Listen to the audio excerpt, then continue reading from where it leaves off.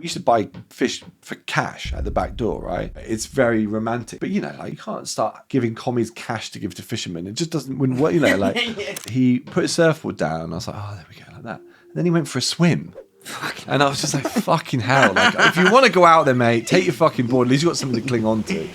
If it improves the product, like, give it a go. It's really important. Again, it comes down to like that whole, why are you doing what you do? Like, you know, you're telling stories to your customers all the time. Fishermen tell the most amazing stories, you know, like you just sit in the pub and talk to a fisherman for a while. The rhythm, the cadence of the Cornish kind of like, it's also telling the stories of like the product and being like, you know, we know the bass fisherman that brings sea bass, the lobster fisherman, we know Ross at Padstow Kitchen Garden, you know, it's all just adding to why we're here.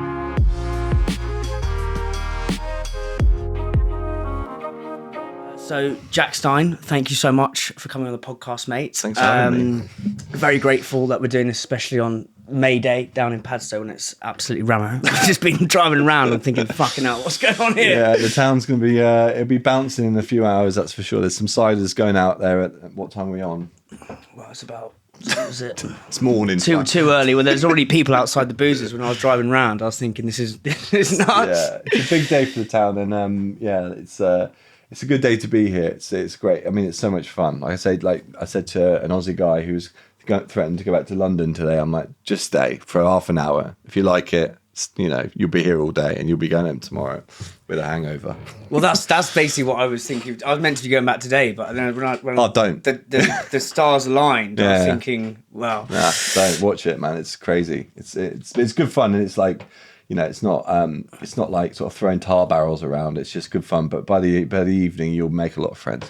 Why is the because May Day's big in Oxford as well, isn't it? Yeah. Why is it big in Padstow and Oxford? What's the like? As in, it's way bigger than any other part of the country. So I think, like, I don't know. I mean, I tried to do this in my master's dissertation. I remember like asking my my coordinator if I could do like the history of like these kind of festivals.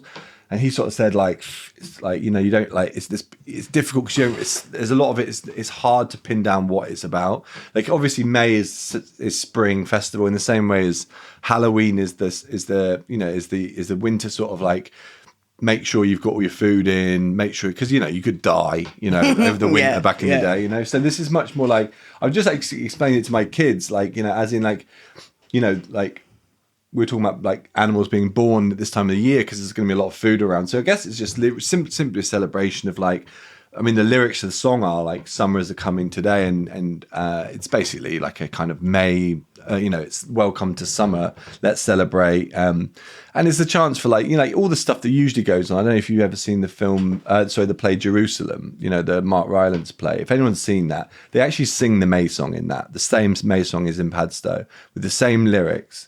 And I'm convinced, actually I know for a fact he must have come down here, because in that there's just so many similarities to this. So it happens, I think there's quite a few, but Oxford's a big one, and I'm sure there's a lot, I mean, around Europe, it's just, I think, a celebration of summer. But, you know, there'll be, you know, in the same way as harvest festivals, a celebration of like the bounty of the harvest and like making sure you got enough stocks for the winter. This is kind of, and, you know, all the young, like, you know, everyone has their first kiss at May Day, you know, that kind of stuff. Well, it's a great storytelling, and one of the things I want to talk to you about is kind of Cornwall and storytelling, because I think the two are kind of inextricably intertwined, and we'll get on to that. But what I want to start with is, I know, well, in the kind of research I've done, is that I know you're an avid surfer. Yeah.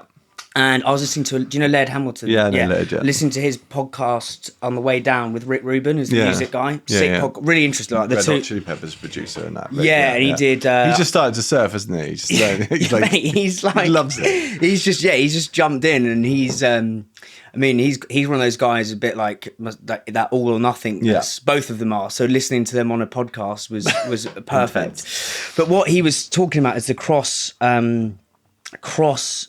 section of disciplines, which I thought was really interesting. It's like you can learn one thing can teach you something completely about a different thing if you really like line everything up. Yeah. And I'd love to know what has surfing and the discipline of surfing taught you about like running a kitchen or cooking. I think that's quite interesting. No, it's a good jump off spot. I think like obviously like you could very very basically like it's respect for the ocean. I guess it's like the first thing you learn when you're a surfer if you go out around the ocean, you're not like a born again surfer. I don't mean that in a kind of pejorative sense. I mean more like you'll get like people that learn to surf. Check that. Don't worry. Yeah, you're listening. Yeah. You'll get people who learn to surf like Rick a bit later in life. And they just love it because it feels something that's like in their kind of psyche or like something that really speaks to them, like you said, like this crossover. And actually it's, and then you get the people that have learned to surf from a young age, just grew up by the ocean, right? Mm-hmm. So I've grown up by the ocean, so I know the ocean like the back of my hand, like lead would, right? Lead, anyone in Hawaii, like Hawaiians have got as many words for the ocean as like Inuit people have for snow, and people like here in Padstow, the fishermen, surfers, anybody who's around the ocean, like you just kind of get to. And I wouldn't say this. I don't find it in any way spiritual. Like a lot of people do. I don't. I just do it for my mental health. And I didn't actually realize this till I did a ski season. I was in Verbier for a season, and I was cooking out there, and it was 6 months I didn't see the ocean. And I've been away from way longer than 6 months, but always by the ocean, And I got to the point after 5 months, I had to go down to Lake Geneva and kind of put my hands around my head and imagine it was the ocean. And then and my dad swims every morning in the ocean, and I do as well, like cold water swimming and whatever, and just have done for years.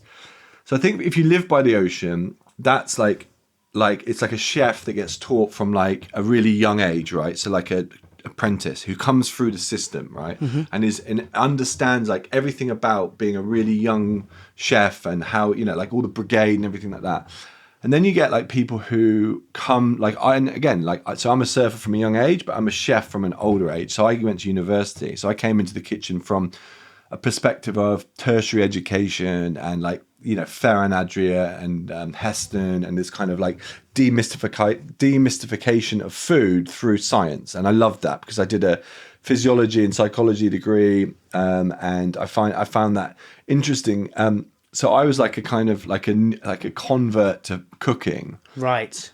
As in the same way as Rick Rubin is a convert to surfing. So I see both sides, and I think in a brigade in a kitchen, I think it's really important that you have both types of chefs. You need to have chefs that are just going to go, that have all that knowledge built up from 16, going to catering college, knowing the repertoire, knowing all the different garnishes. But you can ask them any question about anything, right? About food, and they'll understand it because they've been taught it and they've learnt it. On the other side, you'll have people like Heston who've come from a different background, but have gone and read about the science. Howard McGee's The Science of Cooking is like a seminal text in this.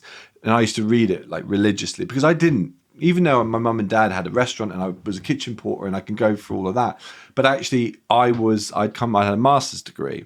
And when I came into our kitchen, we had James Nathan, who was in MasterChef, and he was a solicitor, he was a barrister. We're trained to be a barrister. And he switched, and you're getting this a lot now. So I guess to answer your question is like surfing is, for me, is a discipline of understanding the basics of your environment. Like you have to understand the basics, right? But you also have to, you have to have people around you that understand, don't go out in the sea today. Like for instance, so I was down at the beach at Constantine last winter, and it was a solid day. And this is going to sound very geeky, like again, it was a solid day. It was clean. Like it was big, clean. So when you say clean, like as in the waves are just like groomed, no white horses, didn't look stormy, looked very inviting. Cool. It was sunny, right?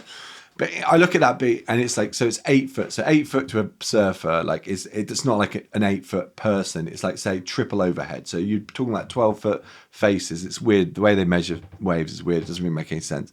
But it's fucking massive. Massive, fucking huge, right? And there's a guy coming down there with this, and he's a learner. And there's these rip currents going out, and like they are lethal. Like these rip currents, you'll be out, you'll be gone, and nobody will see you. Like in the middle of winter, and even though like you see that kind of surf on a surfing competition in like Hawaii, where like they've got all like where Laird's from, you have all these different like reefs, and it all the oceanography, the bathymetry of the waves is all different, and it's all like perfect. In Constantine, it's not perfect. Around here, we have such a like. The ocean shelf goes like really like slowly out, whereas in Hawaii it just drops off. So when you say the shelf, so the waves pick up on the bottom of as the wave comes in, it picks up and slows down by interacting with the sea bed. Yeah. So in Hawaii, it comes from like 400 meters deep to like really shallow. So you can go out, not far, and no wave will break on you. You'll never see a wave. You could sit there all day at like 20-foot Hawaii, and you won't get wet. And there'll be channels you can paddle out in. Whereas in Cornwall, you could be sat there and a wave can break 20 meters out beyond you, right? So this guy was there, and I went up to him and I said, "Dude, like I don't think it's a good idea going in today." And he said, "What do you mean? It's perfect." I said, "Like honestly," I said, "I've lived here my whole life, and there's no way I'd go in." And he was just like, looked at me funny. I said, "Look, mate, if the lifeguards were here, like I'm trying to make it more simple. If the lifeguards were here, the beach would be closed, like 100% closed." And he sort of like, I said, "Go around to Harlem, which is around the corner. It's like more protected. That's where everyone's surfing today. Like there's no one here, no one in the water for a reason." And then I walked off and I turned around and he put his surfboard down. I was like, "Oh, there we go," like that. And then he went for a swim. And I was just like, fucking hell. Like, if you want to go out there, mate, take your fucking board. At least you've got something to cling on to. So, yeah, I think like I think surfing is like, the similarities are like, you have to respect where you have to respect the people you're around you with. You have to show respect to like knowledge and expertise and people that know more than you. But you also like, it's also individual, and cooking can be individual sometimes. You can be like in the shit, in like cooking. And the worst thing you can do is like when you're like, so we do big numbers here, and you obviously would have heard people like in the weeds going down, like when you have a sensory overload, and you have to be very present in surfing and in the kitchen when it's you cooking and you're like in control. This is during service, right? Yeah, like if you're in like say my dad used to do sauce and seafood, so in our business like that's the number one section. So I did it like last Good Friday. I was in there, and I haven't cooked for a while, and I was like, "Oh, fuck it, I'm going in." So I said to the guy, "You having the day off? I'm in here." Like, so I did like lunch and dinner, and I haven't cooked, like I've cooked a lot, but like on the past tasting, not like just this is me, because you control the tempo of the kitchen. You control the tempo of, you're telling 4 minutes on this, 5 minutes on that. And there becomes a point where you've got like in surfing, where you've got a moment where the adrenaline's going. Like I had it in Indonesia once. I like was fucking hungover. I shouldn't have gone out, and like went out. It was like 8-foot day at this place called Scar Reef. I remember paddling over this wave, and like all these Aussies are just fucking going, "Get out, fucking paddle, paddle, paddle," and like there's a wave coming towards me, and that's like, it's like being in service when you're like, this is on me, like survival instinct. Like if I fuck this up, like I know in the kitchen you're not going to die, but you could in the water. But if I fuck this up, like the kitchen's going down. Like if I don't get through this little period or through this free wave set, then the kitchen is fucked for the next half an hour, and everyone's going to complain, and it's your fault. And the thing with me in a kitchen is like, I don't know whether a lot of chefs are like this, but like that, if it's my fault, I get fucking angry. But I don't get angry with anyone else but myself. Like I don't shout, I don't swear. I mean, of course I swear, but like I don't agree with like putting the blame on other people. Like, and I know a lot of chefs will. They'll be like, "That guy's fucking so slow. That's why we're slow." It's like, nah, like this is on me, right? So that, I think those are the sort of similarities and differences. Really, like you're out there on your own. Like at the end of the day, you've got to pull yourself up by your bootstraps when you're in the kitchen, and when you're surfing. Like if you get into trouble and you're on your own, you're on your fucking own. If you choose to go out in the water on your own and you drown, you've got no one to blame but yourself. And if you go down, the similarities in a kitchen, that's on you. And if you haven't done enough prep, quite often you'll find in a kitchen, the worst services are the ones where you've got 50 in as opposed to 150 in. You're 150 in, like you're in early, you're like on it. You get 50 people on, you're kind of doing a bit of staff tea in the back, you're just sort of doing some other jobs, and then like suddenly you'll get you could get as many people in half an hour as you get in 150 night, but just only for half an hour.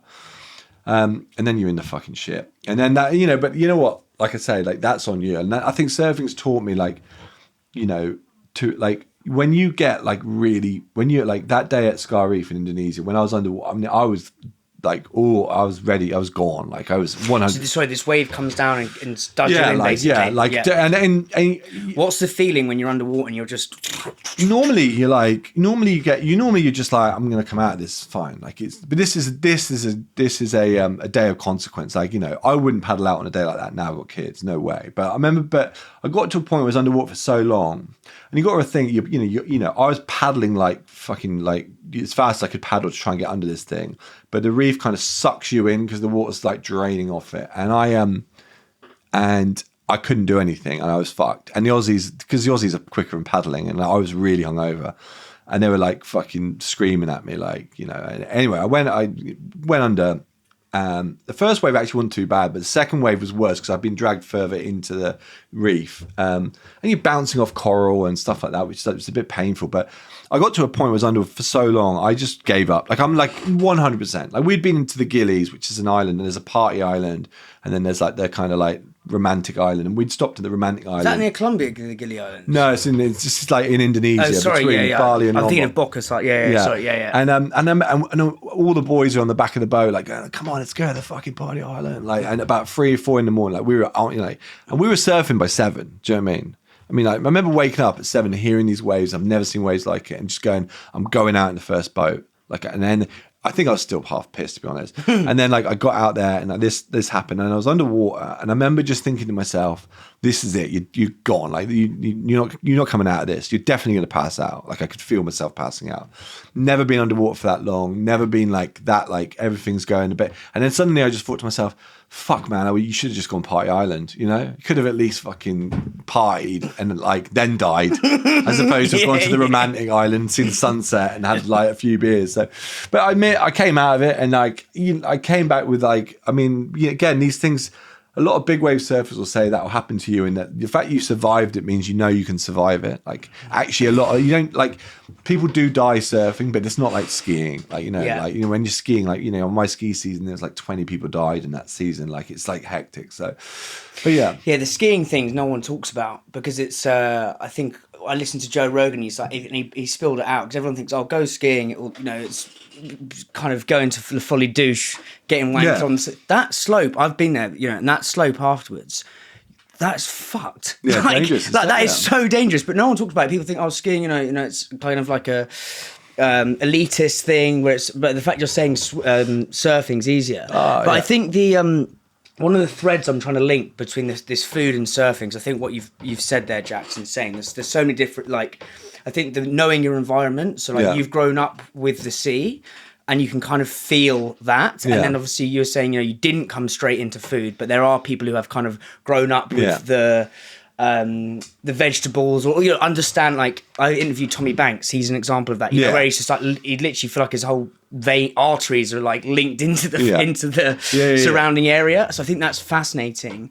But then also this kind of solo adrenaline rush, which obviously dropping into an 8-foot wave is going to give you a buzz. And I interviewed a guy called Will Storr last week who he's written like 3 books: The Status Game, The Science of Storytelling, and Selfie. But he went as a dressage at a kitchen in Australia. We'll talk about your time in Australia in a sec. But he just said, I've never in my life experienced a buzz like it. He goes, it is the most addictive thing. Because on this kind of outside of King, you're like, why would you want to put yourself through that long shifts, long hours? I would love to know what has been the best wave you've ever caught, which has given you that feeling of like, less of you having it. And then what's been one of those services or a service at a time in one of the restaurants you've worked at or run where either your back was against the wall, but that kind of feeling, you're kind of getting that same feeling as you are when you're surfing that wave?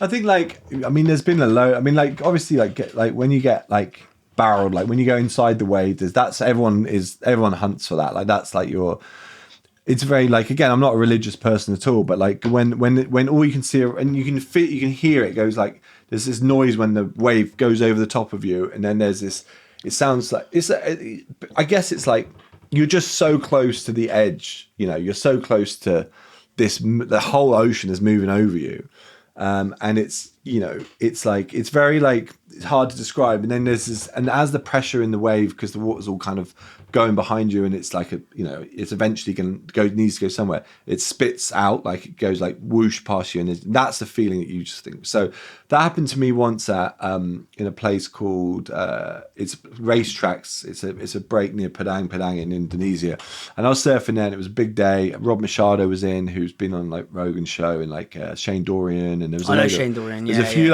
pros in there that day, and I was out there, and I was like literally like shoulder hopping, which was like when you're not nowhere near a wave. And then this guy just called me into one, and this wave is like it's not like a wave you turn on. You just, when you say call you in, does that mean he just goes go? He's like, no, he just like so normally there's like so in surfing there's like like locals and pros will probably get most of the good waves, but there is actually like a kind of etiquette. Like if the closer you are to where the wave starts to break, that should be your wave, right? So if you wait long enough, you'll end up, because everyone takes waves, you'll end up in that spot. And I was sat next to a guy who was a local pro, and he called me in on one. And because I hadn't caught a wave, and he noticed I hadn't caught a wave, but I knew what I was doing. Like you can just tell when somebody knows what they're doing. I paddled into it, and just like solid, like overhead, and just this wave is called Racetracks because you don't turn, you just stand there and you just go as quick as you can. And I just got like the best. And I remember, I think it may have been Rob Machado or somebody was just down the line. And when you're seeing something like that, you just have this instant, like you just shout at them, like you, like, because it's just like, yes, like it doesn't matter who they are. Like they could be your worst enemy, but you don't want them to fall off, because then you're going to hit the reef and you're probably end up, with some they call it like a Bali tattoo, but basically you get the coral gets in your skin, you get big scarring and stuff. So, but yeah, that was insane. But that was just like if he hadn't called me in, I was never going for that wave, because I just was like, nah. But because he did it, I'm like, yeah, I can do this. And what's the feeling, Jack? Like it's just like, I don't know. Like again, it's just like any adrenaline. Like you talk to anyone who's real, like real adrenaline junkies, and like they can really break it down a lot better than I can. But like it's that feeling of like you're so close to the edge that you know that any mistake is going to be costly, but when you make it, you feel a sense of achievement. But it's like in surfing, it's like they'll claiming is like a big thing when you come out and you just in this state of euphoria, I suppose. And I guess that links into my service. So I did service, my first service on Source at the Seafood is my most memorable one, because again, it was like, it's very similar. So my chef de partie, which is the guy that I was a commie, and I'm like, he's like, you need to start cooking on Source, So just describe for listeners the sauce. I know obviously it's making the sauce, right? Yeah. But like, is that like a particular, why is that kind of harder than other sections, or is it harder than other sections? So it's the hardest section, or it's the most senior section in most kitchens that like you can get to without being a sous chef or a head chef. Sure. So, and that's also what Dad used to cook. So in our company, it's like, that's Rick's section. So we always like to, if you start as a commie and you learn to cook sauce, as a commie, you've done like, you're already ahead, because you must be better than say the chef de parties or demi chefs, because and I was a commie at the time, and this guy really wanted me to cook sauce. And obviously, or in the day when you're doing prep, you're making sauces, which is obviously really technical and it's like very involved. But in service, you control the speed of the main section, right? Mm-hmm. So what you're doing is you're doing all the dishes that take the longest. So braising, all the dishes that are like that require the kind of the longest time. So you're basically controlling. So there's 4 people on main. So you've got a sauce section, a fish section, and a garnish, and then a plating up person. And so you're kind of controlling 3 other people. So if you don't go quick, then everyone slows down and the thing breaks down. So my chef de partie was saying to me, I was like, I'll cook like a lunch, like a 20 cover lunch or a 30 cover lunch. And he said, nah, fuck that. He said, cook Saturday night, like 150 people. Because if you cook 20 lunch, it's like surfing. If you catch a little tiny wave down the end down there, you're going to regret, And actually this reminds me of a guy that I was surfing at Jake's Point, which is a slab in Western Australia, which I look at now and I can't believe I surfed it. And the guy, I was looking, I was like, I don't know if I want to paddle out. And he's like, yeah, you could not. And we're going to go to Monkey Mere to see some dolphins with my ex-girlfriend. And he goes, yeah, you could go and see some fucking dolphins, or you could paddle out here, go and see the dolphins and regret it for the rest of your life, or fucking paddle out. And I paddled out, caught some waves and never forget it. So it was a bit like that. This guy said, you could cook lunch for 20, or you cook Saturday lunch for 150. So I did, and I went in there, and I was in the shit. Like, and it was like that wave. It was like I was way beyond my skill set, but I'm like going to do it. I'm up for it. Like, and at the back was a guy, Ben Towell, who was he'd come from Le Manoir. He went on to work for Gordon at the London and New York. He's now got his own restaurants over there on the East Coast. He was really hard on me. Like, and he used to say things to me like, "You won't forget this." And I used to think, "Fuck you. I will. I'll forget you tomorrow." Yeah. But actually, I don't forget him. A lot of things he taught me, I still do to this day. Anyway, just quickly on that. So what has he taught you that you still imply today? Like just like how you set your section up, like cleaning, like all the little basics that like putting like a piece of tea towel under a chopping board, like making sure you've got a little bin and a thing to wash your section down, just ways of working, like little like things that because he had been trained from a young age, and he taught it to me in a real kind of like hardcore way, in the same way as like, a doctor, you could do 5 years of medical training and then you'd probably learn more in your first 6 months in a hospital than you do in your training, because you actually have to do stuff rather than read it in books. And this guy, Ben, was on the back section on float, and I'm on mains, and I'm cooking. I've got the first 75 covers out the way, and I'm like euphoric. I'm like, and there is shit everywhere, because I haven't been like cleaning as I go. I'm like literally cooking like in that surfing day. I'm like literally on the edge of my toes, clinging on for dear life. And I come out the other end, like I came out of that wave, and I'm just turning around, and I'm going, right, I'm going to clean down now, like blah, blah, blah. And the moment I just had that thought, Ben was straight on to me, like, what the fuck is this? It's a fucking your section shit. And I remember thinking to myself, this is so unfair. This is so unfair, because if you'd come 5 seconds later, you'd have seen me start to clean down. It wasn't like I couldn't physically do anything else. I just stopped cooking my last, and I knew I had to break in the checks, and I'm just getting my tea towel and my whatnot to clean down. And then he nailed me. I thought, you fucking prick. But actually, like, I don't think that, because what he was, afterwards, like in a kitchen, I'm sure lots of people have told you before, like what happens in the kitchen in service is just forgotten about. And we and him had a beer afterwards, and he was like, you did really well.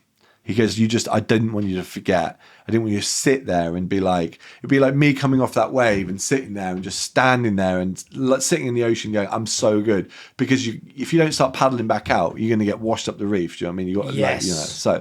So that's kind of like, the two are kind of both big adrenaline rushes, and you're doing something that you don't think you could do. But once you've done it, and I think what the Chef de Party was doing was, when he said cook 150 rather than 20, is like, once you've boxed off 150, you'll never look back. So once I'd caught that big wave at racetracks, I'll never look back. I know I can do it, rather than just keep building yourself up in little, like, which is important when you're learning something. But if you can already do it, and he knew I could already do it, because, fuck's sake, my dad's Rick Stein, and I've known, I should be able to. If I can't fucking do it, get the fuck out. You know what I mean? Yeah. So, yeah, like I say, but again, the adrenaline rush of being in service and stuff, and that's why people come to it. Like, it's not like an industry you'd want to be in if you like for the money or for the hours, but like, there's nothing like it. Like, I've worked in offices. I did work experience at Willis in the city, and during 9/11 as well. I mean, it was fucking hectic, and like, office space work, and it's not me. It's not the and actually, funny enough, that kind of teased me up nicely. Rory Southern on one of the podcasts came on and said the best MBA is either a kitchen porter or working in a like a corner shop. Yeah. And the reason he says this is basically in kind of big corporate world where you go in and you're siloed. So it's like you're in the finance department, or you're in the marketing department, or you're in the sales department. Whereas when you work as a kitchen porter or in a corner shop, is what he's basically just got a great way of saying it. Is you basically see the sum of everything moving all intertwined. Yeah. And he says you can't get that. You can only get that experience. That's why so many people who go into like a specific role really struggle if they try and set up their own business because they're like thinking, fucking hell, like, how do I do it? But he's basically saying from the kitchen porter, you actually see the full spectrum. What are some of those lessons you took from being a kitchen porter that because you know you're now chef director, that you still think are kind of applicable today? Yeah. As you now look after the whole Stein, you know. I think like there's a few. I mean, he's right. You know, like I mean, kitchen porter is like the most important role in the kitchen. And my mum and dad have always rewarded the kitchen porters with like higher level of tips, you know, than the rest of the kitchen, because they understand that. It's like without the kitchen porter, you break down. The kitchen breaks down. And I started as a kitchen porter when I was young, like 14 years old. And I mean, obviously, early doors, I learned that the old man used to fire people on the spot, which you don't do anymore. You know, because we would be in there watching him, like, and he was, you know, he's a amazing guy, great cook, but like probably not the best organized chef in the world, because he's, you know, again, when you're running a business, you've got a lot of spinning plates. So I used to watch him cook and way he interacted with the front of house and this, that, and the other. But I think the thing with the kitchen porter is you interact with every aspect. So in the morning, you've got the chambermaids and the room guys and girls, and you've got the people doing breakfast. And then, you know, then the front of house staff come in. It's your interaction between both. And also you're hearing from the front of house, because they will often talk as they drop in the plate stuff about table 12's a prick, or table 9's really nice, or table 8's got like a, you know, you understand, you know, if you're siloed in a kitchen, it's like the food is everything, you know, and if you're siloed in the front of house, you like service is everything, yes.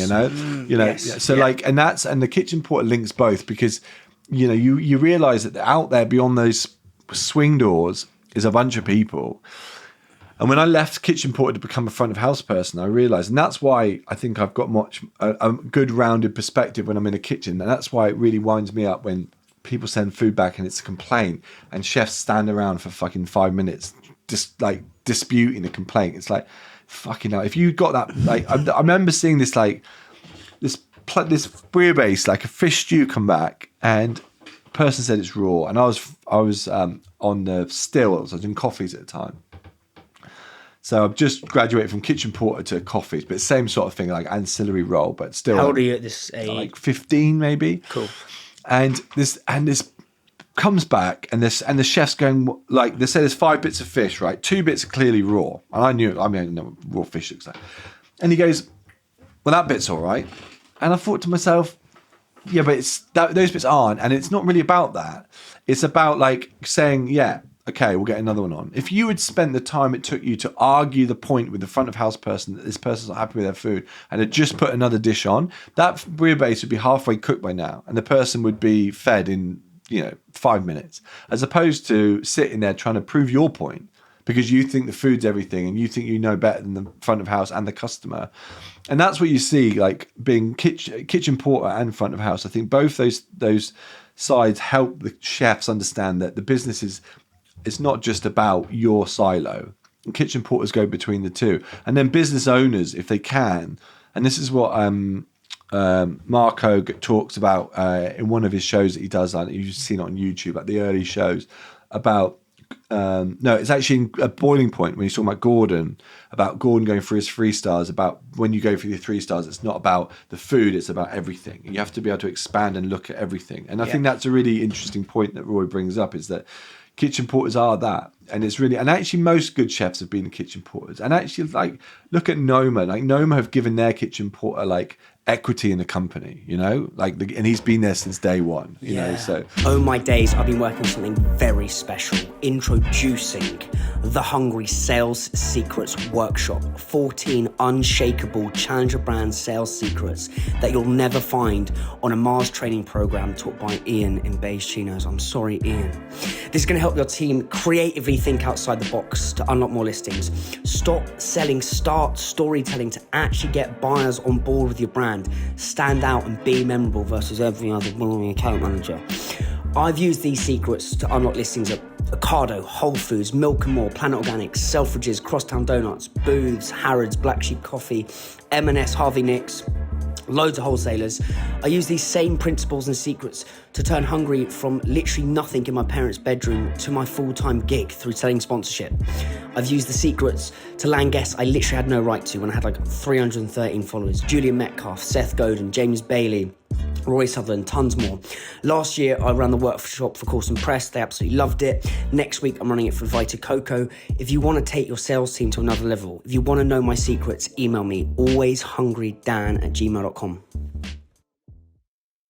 I think the Marco point is really interesting because I think he's got a quote with Bourdain when Bourdain goes to see him. I don't know, the hotels escape me, but he's like, people think of restaurants the food first, and he goes, it's setting, service, food. That's what Marco says in that order. And I suppose what the kitchen porter can do is thread the needle through those three things, because he or she is kind of like the octopus, they see everything, seeing the whole thing. And that's the thing, that's the thing, as a kitchen porter, there are people out there called customers, and every single customer coming back, every plate coming back is a story. They like the food, and that's another thing. You're seeing plates of food that are completely empty. You talk with the kitchen porter. So we did a thing where we used to send out sides with every dish, every main course. So just like new potatoes and a green veg. It was just costed into the menu. And the kitchen porter came up to me once. He said, "Do you know how much of that we throw away?" And I said, "What do you mean?" And he said, it's just ridiculous. He said, the amount of potatoes you're just throwing straight in the bin because you're sending them out to people that don't want them. Yeah. And we listened to that. So then we just said, right, what we'll do is we'll take the cost of the side out of the dish, and then we'll make a side dish which is cost like you pay for. And within a week, the guy's like, you're wasting half as much. If like people are just, because people happen to buy the potatoes, so they're going to eat them as opposed to just given them for nothing.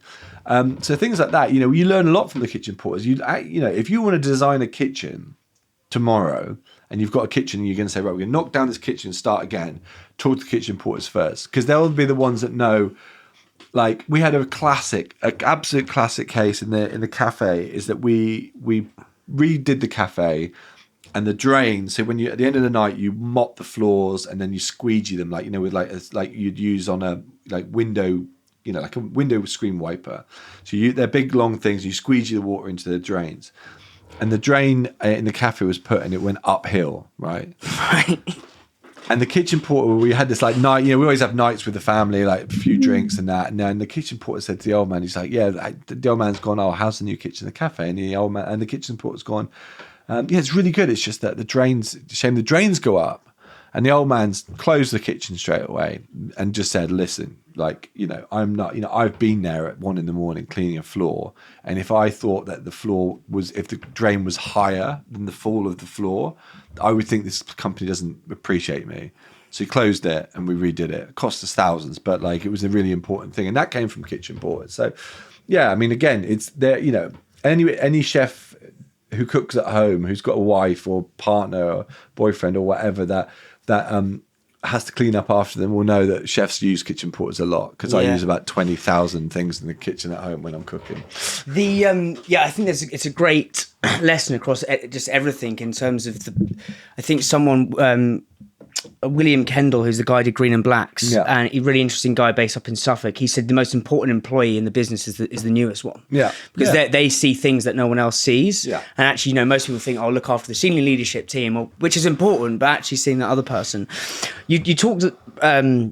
I think earlier you said, I'm Rick Stein's fucking son. I should be able to make sauces, right? Yeah, not given. I'd love to talk about. I listened to a couple of podcasts you'd been on, the Namaste one, which was brilliant. I'd love to.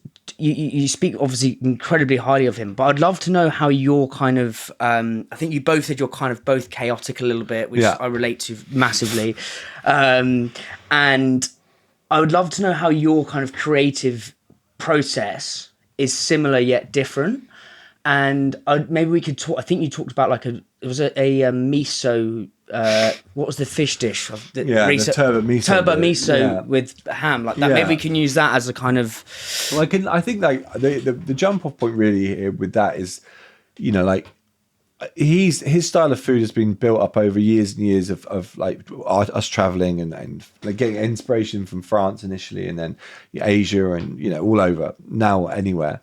And but also we've got Padstow here, the ports right here, the fishing fleets right here. We get fish and shellfish to the back door, and that's kind of really unique to us here in Padstow. So, and his sort of maxim is fresh fish simply cooked, right? And when I was in my, after I'd done my training initially, I went off to do stages everywhere, And I really was trying to kind of test the null hypothesis that simple food is the best kind of food. I guess what was I doing? You know, I was trying to say, like, can I find any evidence out there that I would prefer to be in a 3-star Michelin kitchen, or I'd rather be in a, you know, any other type of kitchen? Yeah.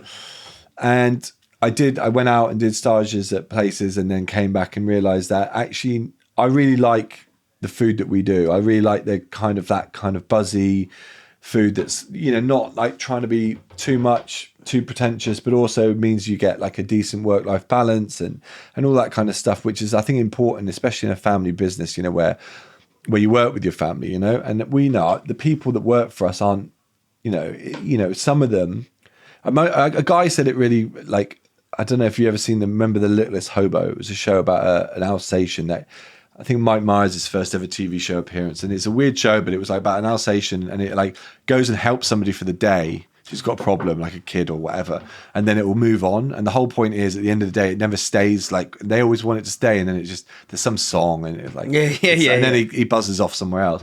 And we sat there with a couple of guys, and we're in the pub, and they were leaving to go to their next, I think it was going to Gordon's or wherever, or the Fat Duck or somewhere. And he said, oh, you must get this all the time.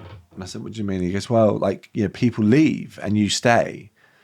And I'm thinking, yeah, that's true. Like, it is like, you know, and I said this to Dad, and he was like, yeah, like the amount of people that have come and gone, because 50 years the restaurants have been open next year. Like, that's a long old time. And then I just realized that I actually really like what I do, and I really like what Dad does and Mum does. I really like their style of food. And then suddenly I realized that lots of people in London were like having the same kind of, like, they're coming out of St. John and River Cafe and those great restaurants, and like really revering like Simon Hopkinson, Rolly Lee, you know, like, you know, now like people like, you know, Jeremy at Quo Vadis, these, you know, the restaurant in the London restaurants, they're these kind of simple places. Like, you think like Devonshire now, like, is a good example of like how much people like just love simplicity, and you don't necessarily have to go for Michelin. You don't have to, you know, the time I spent in like on stage in Michel Brass, like picking through like flowers for their gargouille, which is like still to this day one of like the best dishes I've ever seen. And like when I seen it being done in front of me and I got to be part of that, I was like so happy. But it was like a happiness that I'd seen it, but also realization that it wasn't me. And I think that's where I like really kind of came back to Dad and Mum, you know, because she's as much part of this restaurant as he is, and said, you know what, like, I just want to work with you guys. I want to like keep this brand going, and like I like it, you know. And it's interesting because I was at Michel Brass between where like Michel and Sebastian. So when Michel was handing over to Sebastian, they did this. Michel Brass is in Paris. No, in Laguiole and Aubrac down in the south. So is that a three star? That's the 3-star. Okay, yeah. I know you because you did 3. Yeah, I did a stage in Paris, but that was at a bistro. But this, okay, yeah. So this was where those really nice steak knives come from. So I was down there, and if you think of like Chef's Table, and we're on a tangent here, but I'm going to keep going. Chef's Table. We go all around. Chef's Table. If you look at like that Netflix documentary style of food TV, right?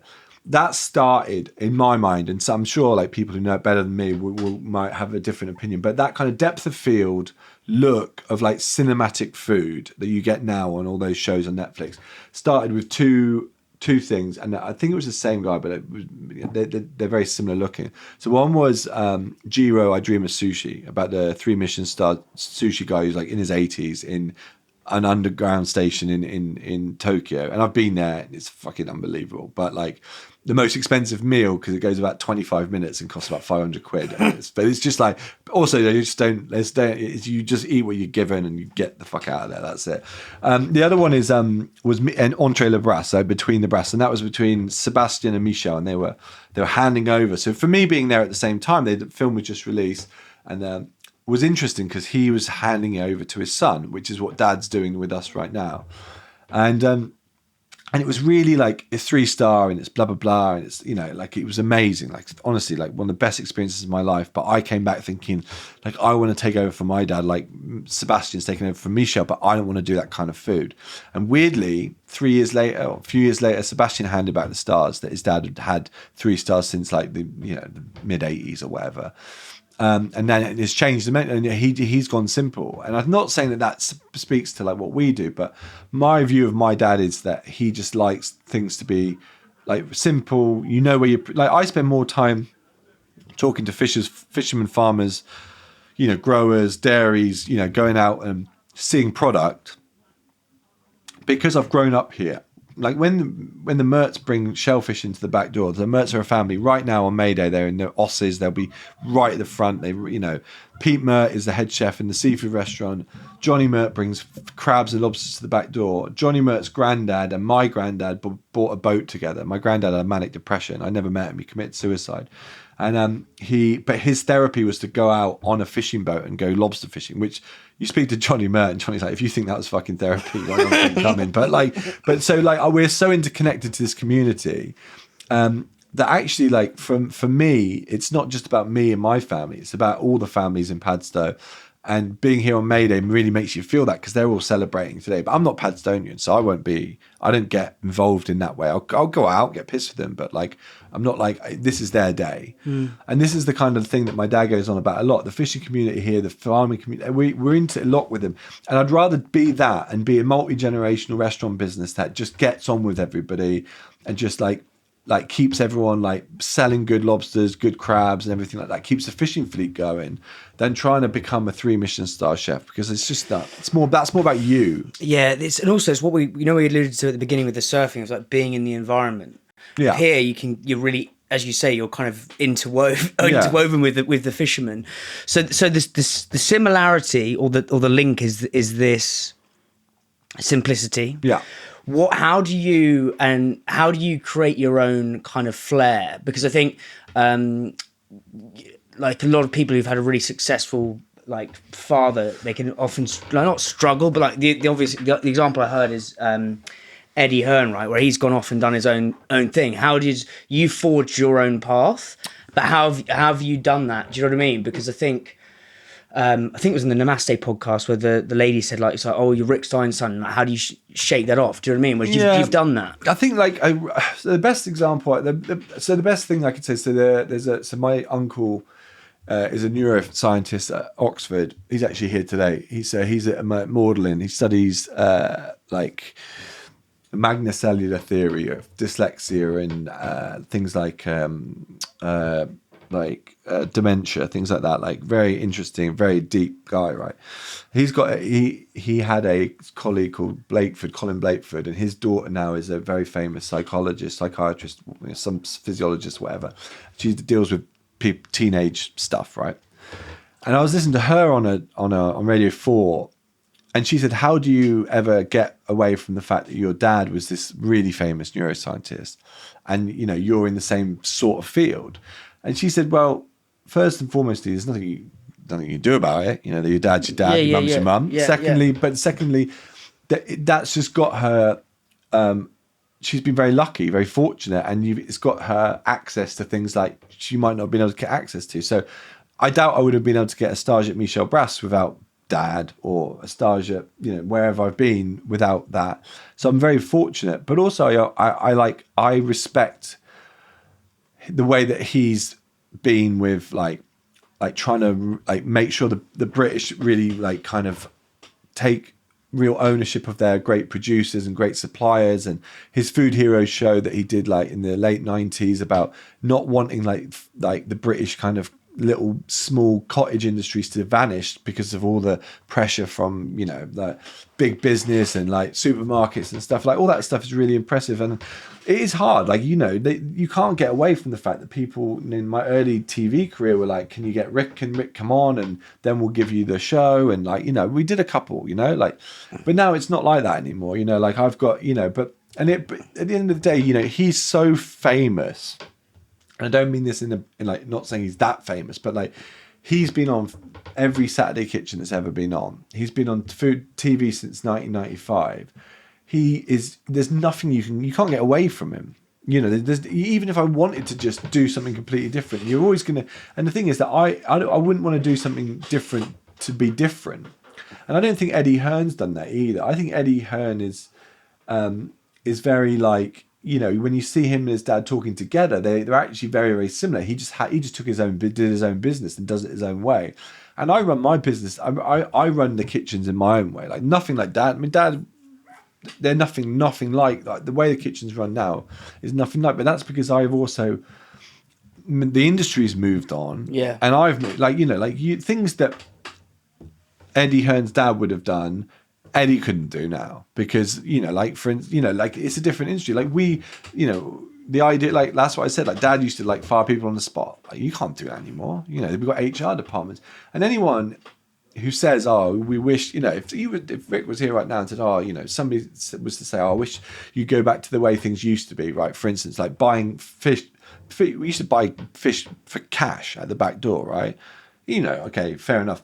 It's very romantic handing cash over but you know, like in a business that's got, you know, that turns over the amount of money we turn, you can't start like giving commies cash to give to fishermen. It just wouldn't work, you know, like, you know, and there's romantic. Like, it's romantic, but it's like, it's chaos, you know, and like businesses have to become more organized, and that's because the rules that get set around like sustainability and like money laundering and all this stuff like these, and people say, "Oh, your business is like our business is corporate," but you like, what's the alternative to a corporate structure that basically means that you've got an HR department, which means that you cannot anymore do the X, Y, and Z that you used to be able to get away with, and a lot of the things that are bad in our industry have happened because it's the dark recesses of the industry, like in any industry where things are like people don't have a voice, people don't have a person to go and talk to. We're not a particularly heavily unionized industry. There's that.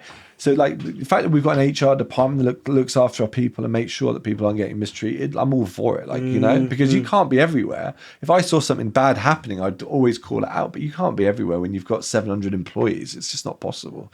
So like, I think like, you know, I would like, you know, part of me have always been, you know, I'd like to do something of my own and this, that, and the other. But there's also part of me that says that, you know, like to make a success of the next generation, like I need to know the business inside and out.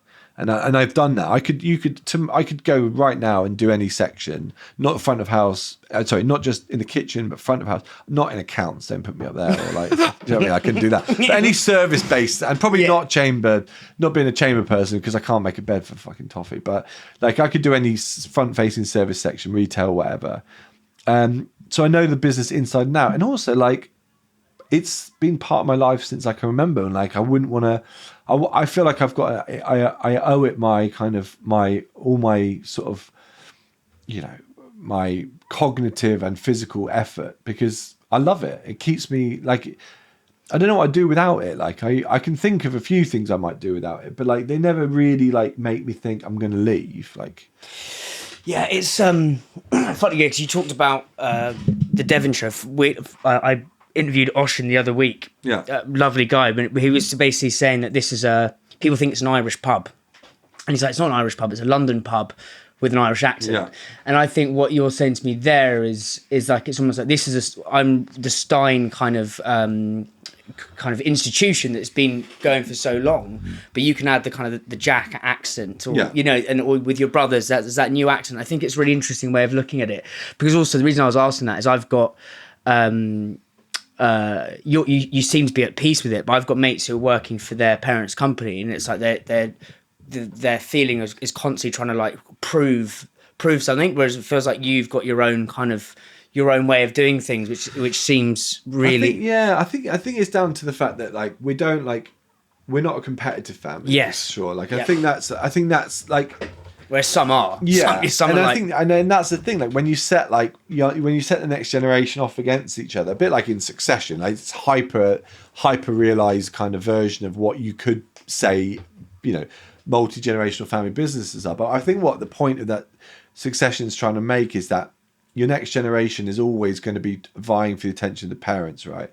And if the parents are prepared to allow that competition to go in a kind of like, you know, like a kind of winner takes all fight, even if it's on a very low level, like, and then that is going to make that transition more difficult for, you know, various people. So us three brothers are all very different. Like my older brother, and my younger brother both approach the business in a different way. So, and also like the business is mature enough and big enough. And also the biggest thing for me is that we accept criticism.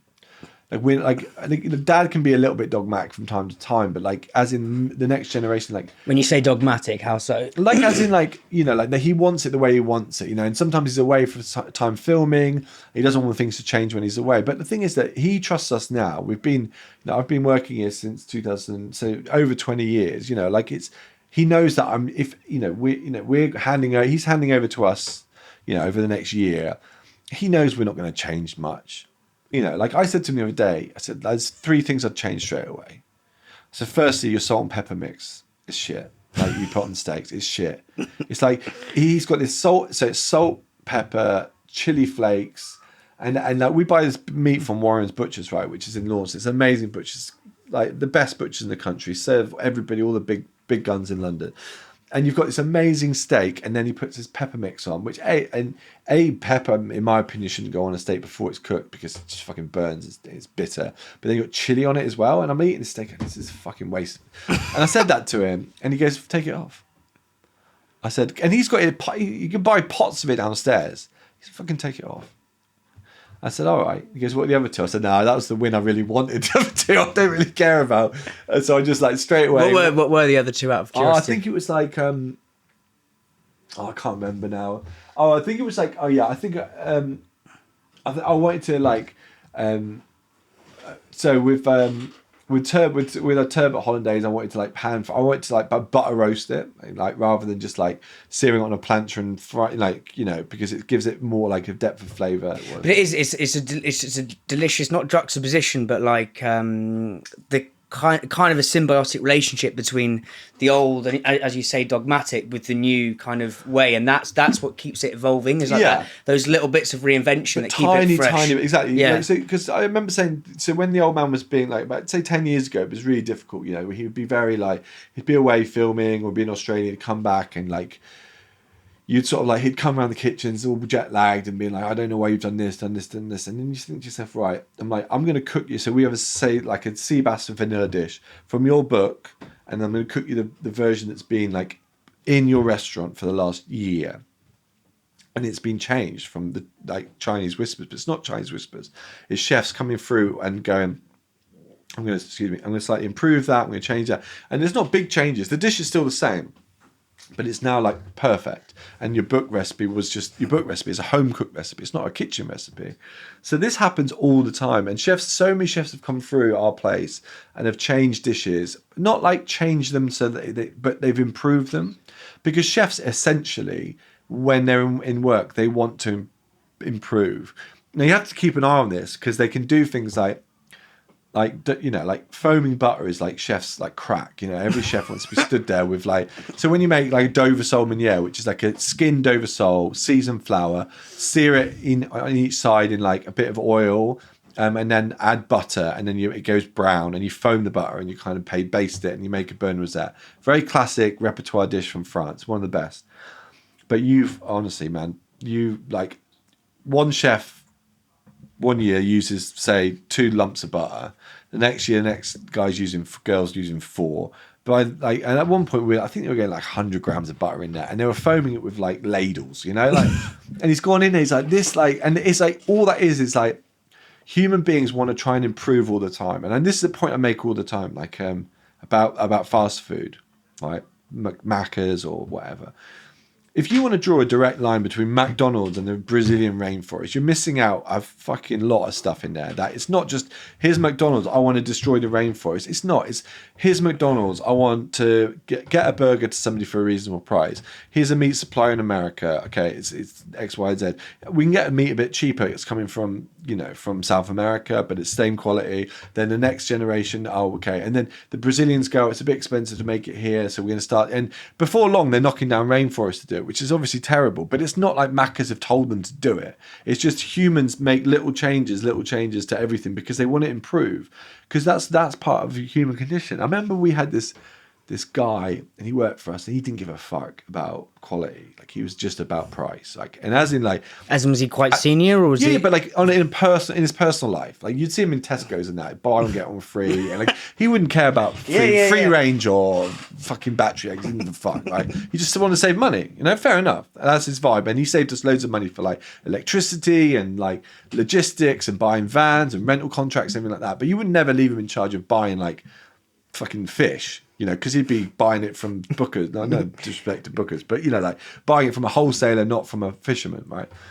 His dad was a fisherman as well. It's strange.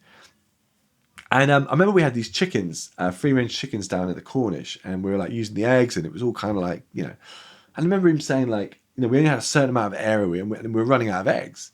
And he said, why don't we put another layer on the chickens? Like, so you have 2 layers of chickens, right? So you've gone from having basically free range chickens to like slightly caged chickens. And I was thinking to myself, and if we'd gone, that's a great idea. So we doubled our egg export, right? Our eggs, we've gone from 5 eggs a day to 10 eggs a day or whatever. And imagine the next guy comes into that role. We recruit for the same role. But this guy's left. We want the same set of skills. We want somebody exactly like him. And he looks at those chickens and goes, you know what? You could divide that by 4, right? And but after a few times, you've got a battery farm down there. Do you know what I mean? Mate, it's such something, but I haven't thought of it. It's such a good. I've never thought of this, and it's such a good insight in that there's this. Say you've got and this is the North Star in any business or brand or anything, right? And I think the what you've said there of the vanilla fish dish, the vanilla turbot, I think it was. Bass, sorry. Humans are trying to improve one. There's quite a deep thing, but how a piece of fish can tell us this, right? Yeah. But it's like, actually, we're just trying to improve. But before you know it, by so many incremental improvements, suddenly you can be way over here. Yeah. And I think that's it's something I've never thought about before. And it's that one. It's almost like that, as you say, humans are constantly trying to 1% evolve. But if you're not careful, you can be, suddenly you're going from a Big Mac to fucking tearing down Brazilian rainforest. And you have to, and that's where that's my role, is to oversee that process, but also to facilitate the process, because, like place like the Fat Duck is really interesting. If you speak to like Jockey used to work there, or like any of them, I remember like if it improves the product, like you should like give it a go, like as in like little improvements.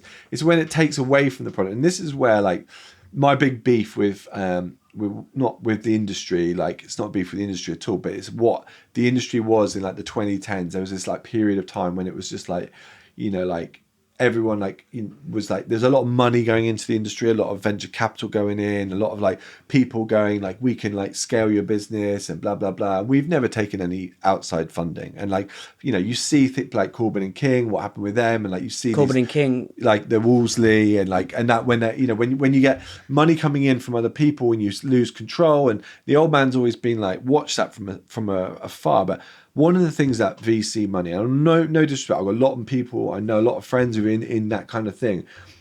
But I was having a conversation with one of the founders of Pret, actually. He was in my chalet, and Sinclair was in Verbier. And we were talking about just the future. And he's like, because he's obviously set up Pret. And then obviously then they sold a bit, and they stayed on the board, and like blah, blah, blah. And then he bought the Hoxton and kind of went off and did something else. But still, like it's really interesting to hear about how these things actually work.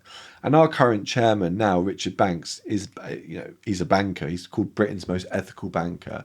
And he's seen it all.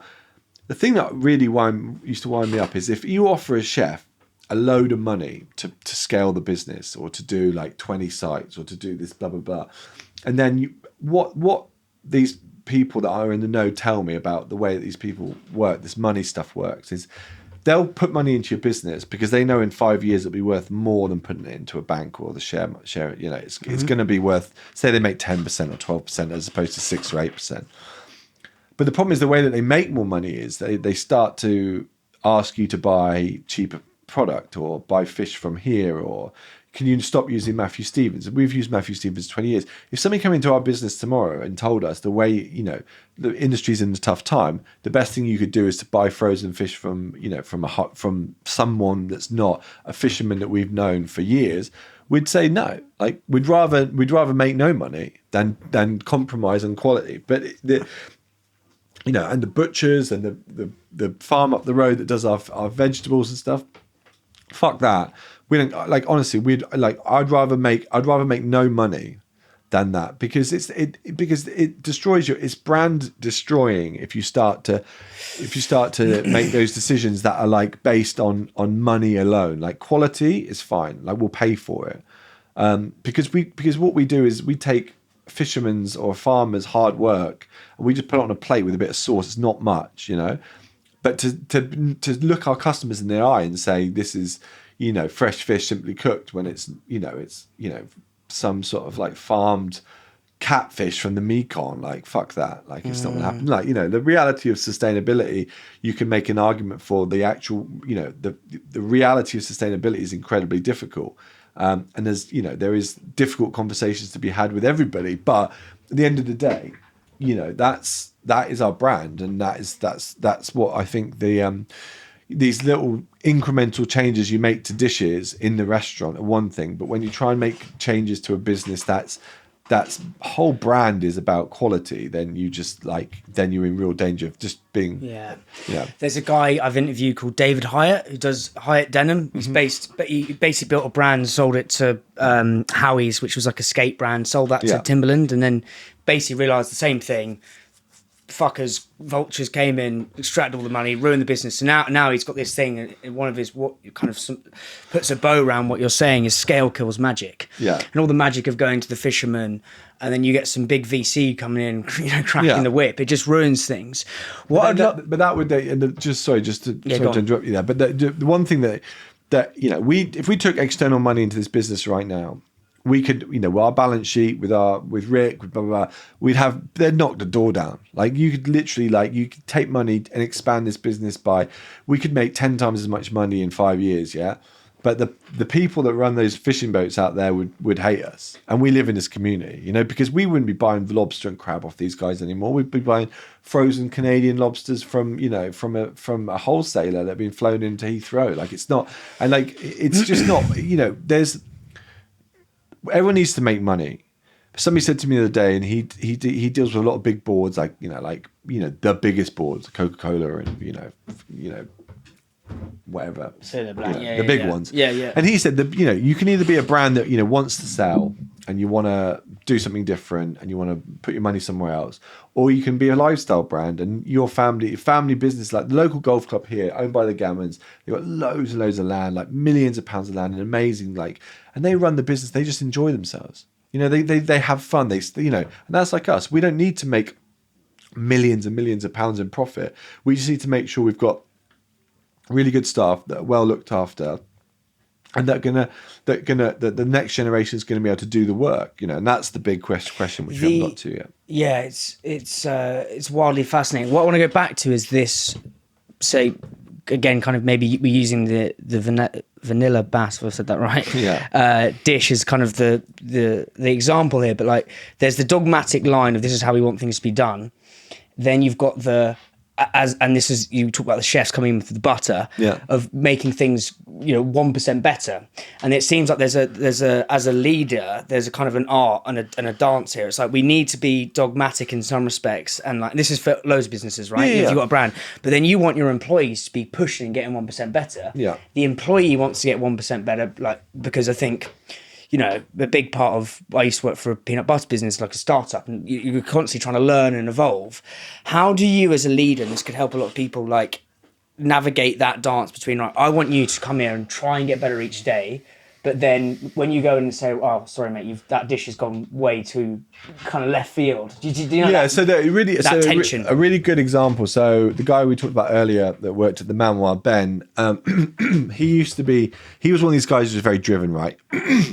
So anytime you could say to me, I've got a dish I want you guys to taste, right? Anybody. I want to put something up in front of you or the old man. It doesn't matter. Either of us, right? And we will always be like, yeah, brilliant. Like anyone who wants to put a dish up for, you know, an idea, a dish, put it up. Because you'll get feedback. When you say put it up, like as in, come into the seafood at 10, put it on the pass. Yeah. We'll all taste it, take a photo of it, and we'll say what we think of it, right? And Ben used to do this all the time, and I'm fair play to him. Because some of the dishes at the beginning weren't very good, like, you know what I mean? But like he learned. And the thing is that you've got a guiding principle of the business. We've got cultures, we've got values, we've got, people understand what we are. We've done a lot of work in kind of like in the management team on this kind of cultures, values piece about the family business. Like we've got like a whole set of values. People understand who we are and our customers understand that, right?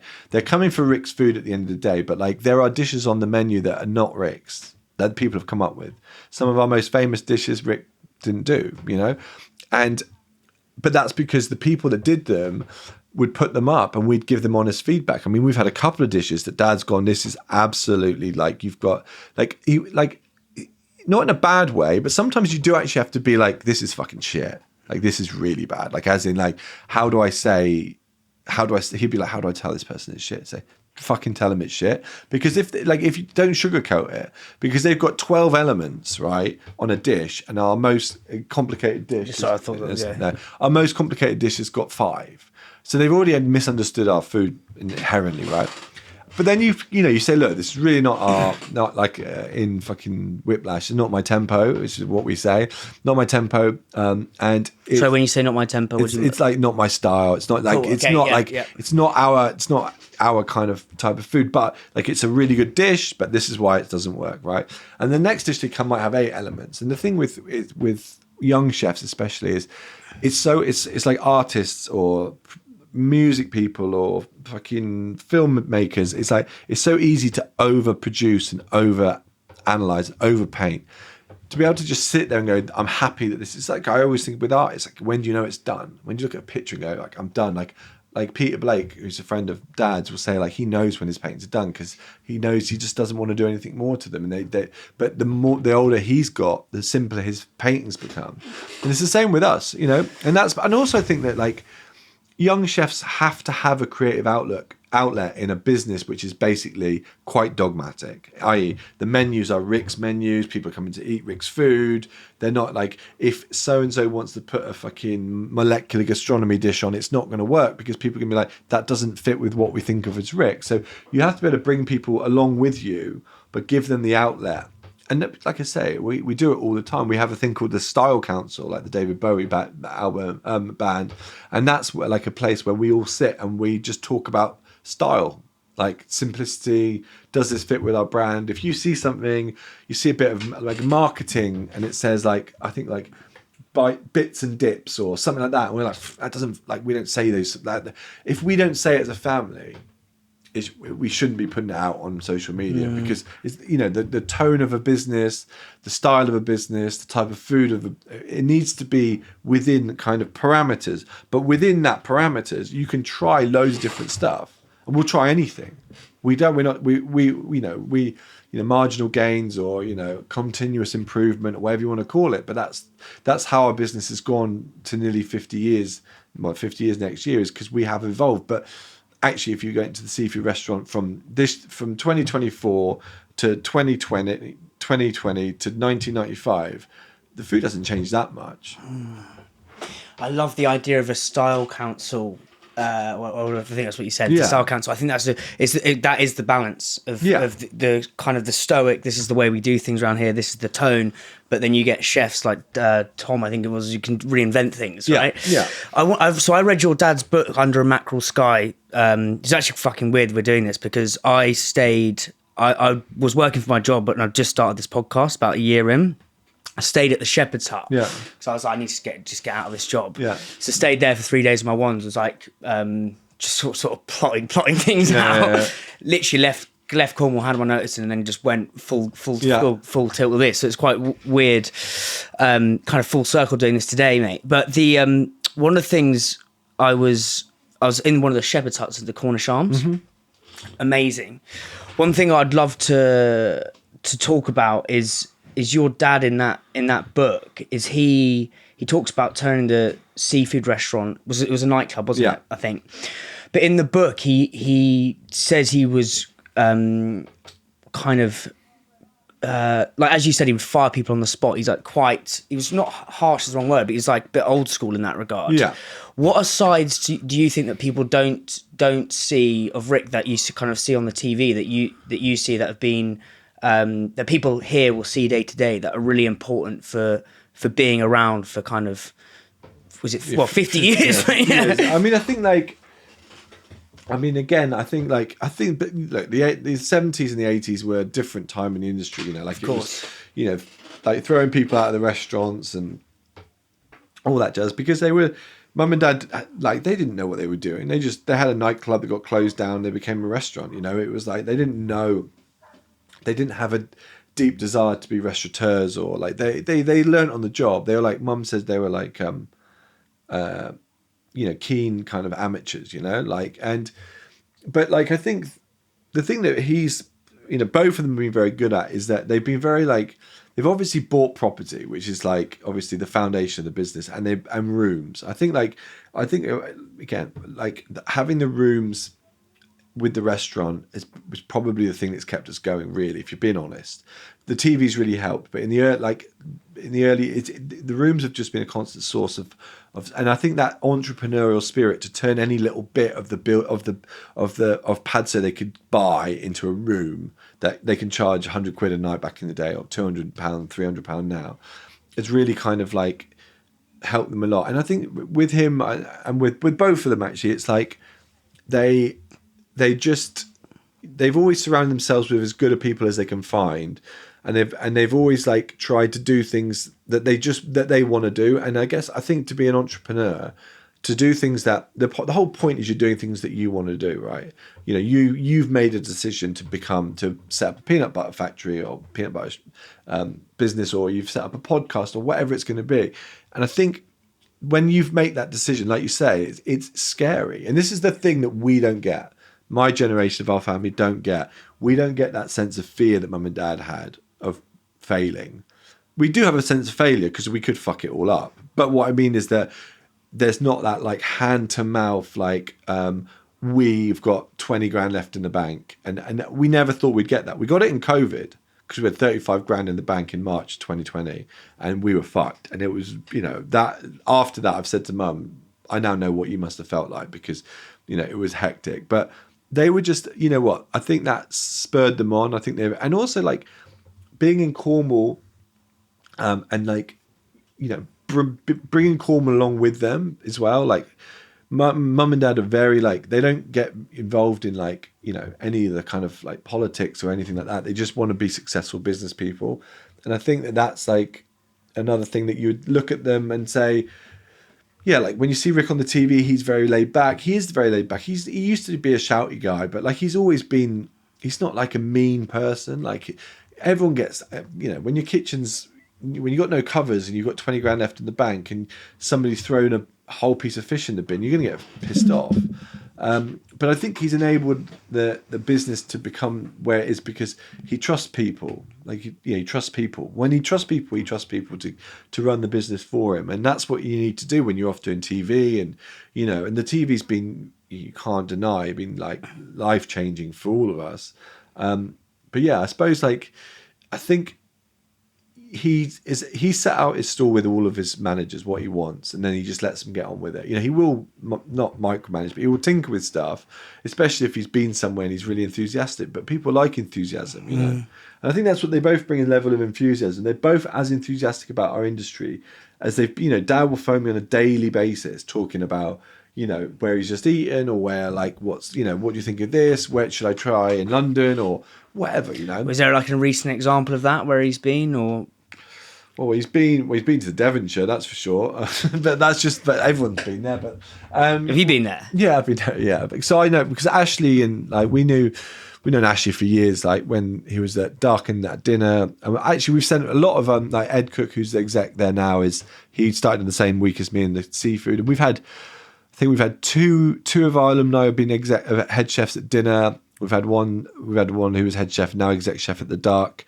And there's been a lot of kind of like Nathan Outlaw was here. Like, a lot of, we've had if you're just talking general alumni of the restaurant, like James Knappett, we've had a whole heap of them. But he's just actually been in Sydney, and so I recommended we went to this place called Chin Chins, which is like a Pan Asian restaurant, which everybody, all the chefs go to after after filming MasterChef and all this kind of stuff. And we went there and we had a really good time. We were with Jeremy Goring from the Goring Hotel in London, just in Sydney. And, he's like, I've never been here. And then he sent me to a place, Bathurst Pavilion, which was really, really good. And that was, I've been not just got back from Australia, but just got back in February.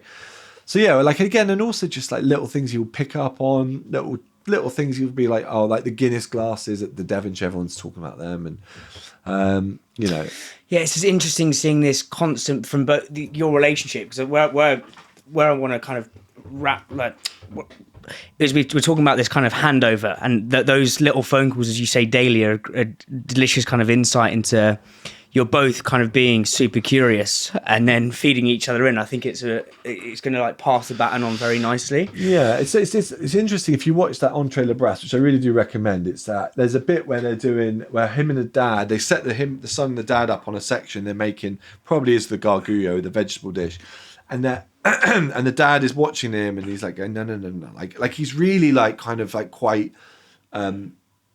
Saying like you're doing it wrong, and the son's like I'm not, and you're doing it like, and it's just very kind of not tense. It's kind of beautiful. When you're talking 3-star, it's different. It's easy for me to say to Dad, I'm going to cut parsley this way today versus that way because no one's going to yeah. But like I think like he will never retire. Like he'll always be on the phone to the day he dies saying, this is what I've just found, this is what. And the thing is, like, I love that. Like, I want that. Like, I don't want, like, when we take over the business, like, it's not like we're going to suddenly, like, stop taking phone calls from Mum and Dad about style and about things that they've seen and little. I've just been Mum will be like, I've been in a hotel in Miami, I've seen this, I really like this kind of idea for X, Y, and Z. Or, like, we're looking at doing a fish and chip shop in central London at the moment. So we're all discussing what makes the best fish finger sandwich, and all kind of, it's just like, it's very like, but all we talk about is food, and in some ways our entire relationship is, and our partners will always say, oh, all you do is talk about the restaurant, but it's not, it's food. And I think we were the prototypical kind of foodie family, if you want to say, like, a family that took their kids to like India and Thailand and did all this travel, but in the 80s, before like nowadays everyone does it, like, and you see all these kind of like TikTokers and vloggers and what they're doing what we did, but at the end of the day, the reason we do it is because we love food, and my kids love food because I'm extremely passionate about food, and Mum and Dad, I love food because my parents were passionate about food, and the reason is like, remember we went to Singapore for the first time when I was like 4, 5, and I remember going to a hawker centre and having like Singapore chili crab or whatever it was, and just being like, whoa, this place is really hot and weird and what the hell's going on, but my mum and dad are really happy and they're really engaged in this product, and like that's the reason that. So our language is through food, and it's through restaurants, and not just like food and drink, cocktails, coffee, anything like fishermen. Like mum and dad will be talking to the fishermen today. Like literally, I just like dropped my kids. I picked my kids up from Dad's just this morning, and there was like all the Mertz family there. There's probably 5 of them, like right outside Dad's house, and they're all yelling in, Rick, only notes today, because they've got their charity boxes, And I've come up in the car and nearly took them all out. I didn't obviously, but like I just stopped. I said, Jesus Christ, boys, if I'd carried on, I'd have wiped out half the crabbing fleet. Like, and it's just like those little things, and like they were like, all right, Rick, we'll be round later on. Make sure you got your notes, like, because obviously, like they're charity boxes, they don't want coins.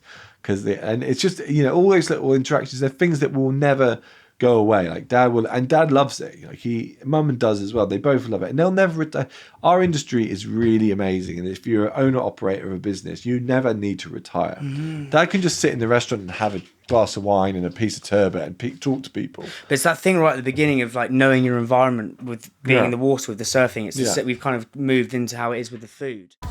I am absolutely over the bloody moon that Big Fish, yes, Big Fish, the big dons of Challenger Food and Drink brand design. I mean, Perry is an absolute legend. He's designed every Challenger brand in your cupboard. Charlie Bigham's, Goo, Tyrrell's, Rana, Clipper Tea. The list is endless.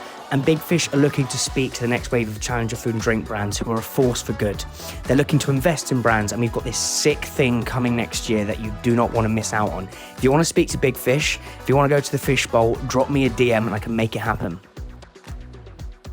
North Star, get listed, say listed, and grow. Do you actually know your shopper? If you don't know your shopper, you're literally pissing and spunking money up the wall. Knowing your shopper is the secret weapon to unlock more grocery listings and more stores. But not knowing your shopper is literally like driving in the dark, hungover, without a sat nav, in a thunderstorm, in February with 5 miles of petrol in the tank. But knowing your shopper is like having a sat nav. A full tank of petrol. It's a glorious sunny day. You're listening to the Sugar Babes and you've got a fresh, hot pumpkin spice latte by your side. North Star Illuminator is the shopper map to the promised land of growth and success. It does 3 wonderful things for your brand. 1, make your marketing budget sweat. When you've got lucid, crystal clarity on exactly where each precious penny is going, you know how to drive loyalty with existing customers or even bring new shoppers into your brand. Numero 2, what's actually driving performance? Do you actually know why your sales are going up and down? You need to know, like, are you bringing new shoppers into the category? Is that driving growth? Are loyal customers buying more of your brand?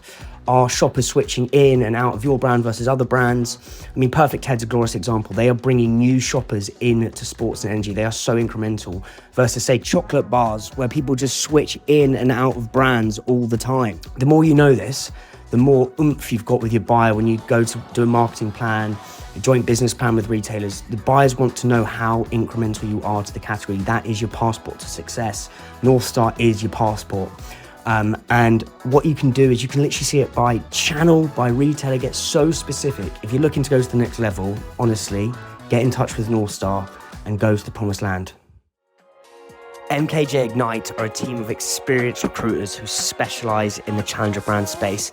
They recruit for over 50 brands, ranging from pre-revenue startups right through to some award-winning brands such as Real Superfoods and Purdy and Fig.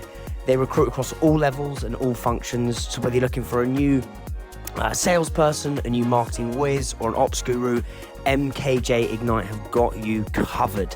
They're bloody good at what they do, trust me. So if you're looking to hire or you're looking for a new role, get in touch with MKJ Ignite. They won't let you down.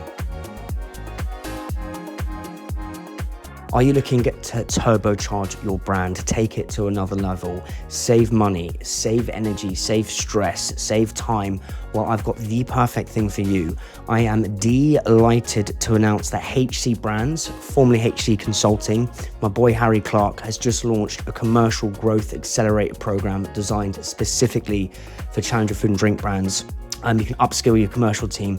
They've got so many modules. You can handpick them. We can do the full shebang. You're going to save hours of research. You're going to get the tools to turbocharge your growth, get better clarity on your brand's objectives and directions.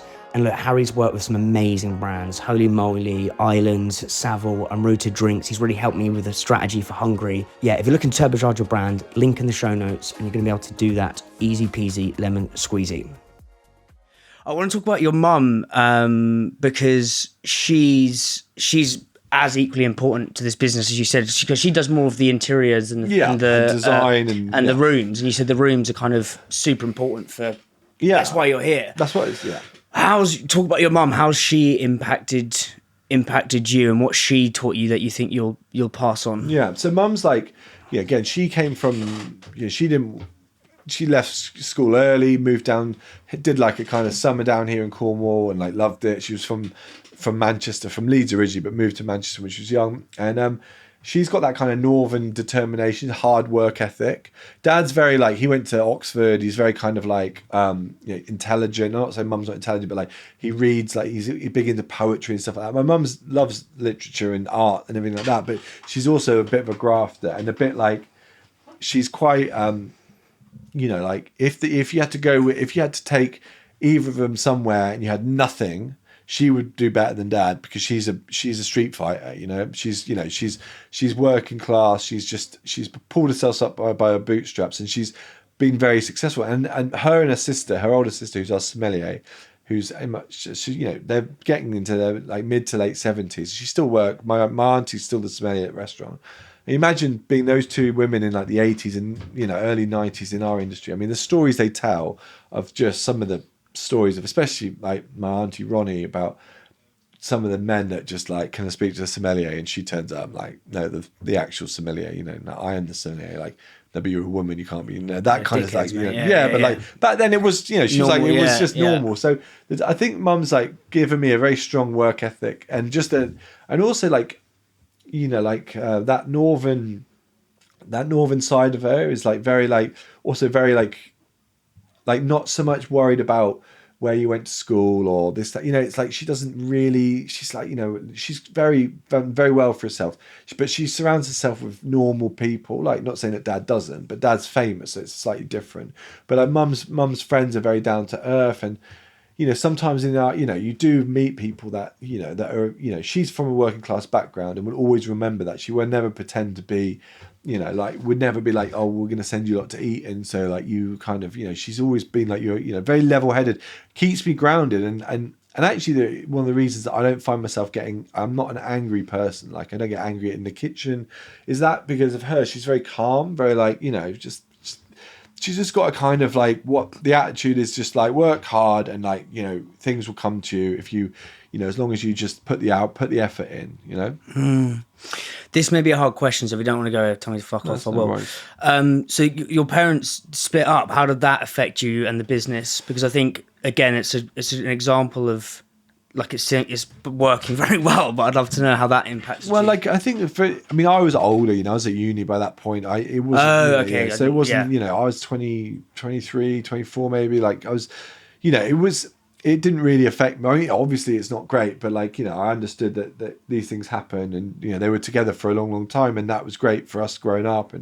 And but yeah, I think from the business perspective, it's not affected because they're still in business together. You know, it's people find it unusual, but it's their business. It's not like, you know, I think people have this misconception that it's like Rick's business and Jill was his wife, and therefore when Mum and Dad split up, like she would obviously like leave and do something different. But she's like, and the one thing I would always say is, neither of them will make a decision about the business without talking to the other one. Like, so they're really good friends. Amazing. Yeah, like they would never make a business decision. And actually, I've watched them in board meetings before, the way they interact, the way they talk to each other. They've known each other for so long and they just trust each other. And again, it's the same thing like we were saying with Dad. He trusts people around him, the people to run the business, and he obviously trusts us because we're his sons to take over the business. But you know, he trusts Mum's judgment, even though they're not together. They're, you know, it is what it is. You know, life goes on. Yeah, life goes on. You know, and actually, I think if Mum had left the business, you know, when they'd split up, I don't think it would be doing as well as it's doing now. Because a lot of those, like, you know, like Sandbanks, you know, the restaurant we've got in Sandbanks, which is, you know, which is as busy and as profitable as any restaurant we've got. And that was her. She found that, you know, like, you know, she was there and she found the site and she, you know, she did the design. So, you know, I think that, and I think they both know that. So, you know, it's obviously from our perspective, you know, we kind of, you know, you adapt. I mean, lots of, like, we're not the first people to have had parents that divorced, but it is quite unusual, I think, that they're still in business together. But that's because my mum's like, yeah, it's my business as much as his, you know. It's the one thing that was in a lot of your dad's book, and actually just even in the programs, and you your whole family seems to have storytelling at kind of the like a lot of, as you said, your dad reads poetry. Yeah. The art on the in the walls and in the seafood restaurant on Sunday, it's like very like impacting. That's the right way of saying it. Impactful. The Cornwall, as you say, there's painters, artists, all synonymous with this part of the country, more so than anywhere else, I think. And Ocean was saying this to me at the Devonshire last week, is he was basically saying that the currency of our of the Devonshire is storytelling. Yeah. It's like we're having a pint with a mate, storytelling. Like the forks are story. Everything's 1,000 little stories, and then that's kind of, he says that's the growth of this. What role does storytelling play in everything you're trying to do? And what are some of the ways you can, the levers you can pull to tell them, whether it's the rooms, the food? I think, like, so first and foremostly, the old man used to read us bedtime stories, like, and he made up a whole like story about this boat called the Elmsley that these kids basically took from Padstow, and they went out and they end up in the tropics, and it's all kind of crazy. But it's very like, imagination's very important. Actually, if you talk to Heston's lot, like Ed, my mate who's their exec chef, they storytelling. I'm sure like Ashley at Devonshire the same. Like when he was at dinner, like again storytelling. Like it's really important. Again, it comes down to like that whole, why are you doing what you do? Like, you know, you're telling stories for, you know, to your customers all the time. And I think for us down here, it's like, you know, we're telling the story of Cornwall. Again, obviously Dad's done TV shows about this, but you're right, the art, you know, the kind of the romanticism. You got like John Betjeman over there. You've got like all the artists down at St Ives and Newlyn. My cousin Lucy, she's down in St Just, like the big art community down there. The fishermen, like fishermen tell the most amazing stories. Like you just sit in the pub and talk to a fisherman for a while. The rhythm, the cadence of the Cornish kind of like not language, the dialect, the way, you could listen to them for hours. And I think that's what brings people down here. What brought mum and dad down here. What brought my grandparents down here. That's why Grandad bought the boat with Johnny Merp, and that all these stories link into us as being part of the community. Even though we're not from Cornwall, I was born here, but like I wouldn't consider myself Cornish like a lot of the people in town today are. But so I think it's also telling the stories of like the product and being like this. We know the bass fisherman that brings sea bass in. We know the lobster fisherman. We know Ross at Padstow Kitchen Garden.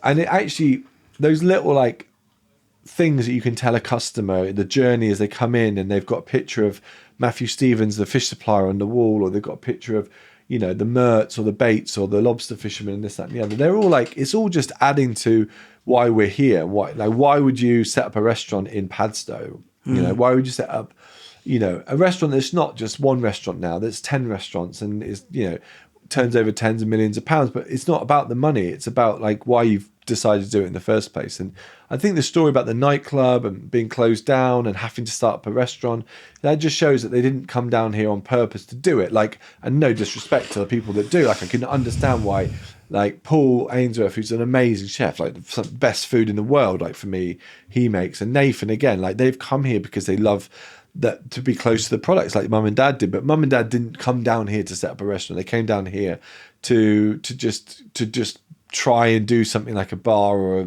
try and do anything, and it's become what it's become. And I think Cornwall's helped because it's such a creative place to be. And for me, like my creativity comes from the ocean. I'm surfing, and that's why I express myself as a creative. Like it's in, and it sounds really lame, but like in the ocean, and that's what I really like. And then it's just about maintaining what they've done here and improving. But at the end of the day, it's not hard because Cornwall is.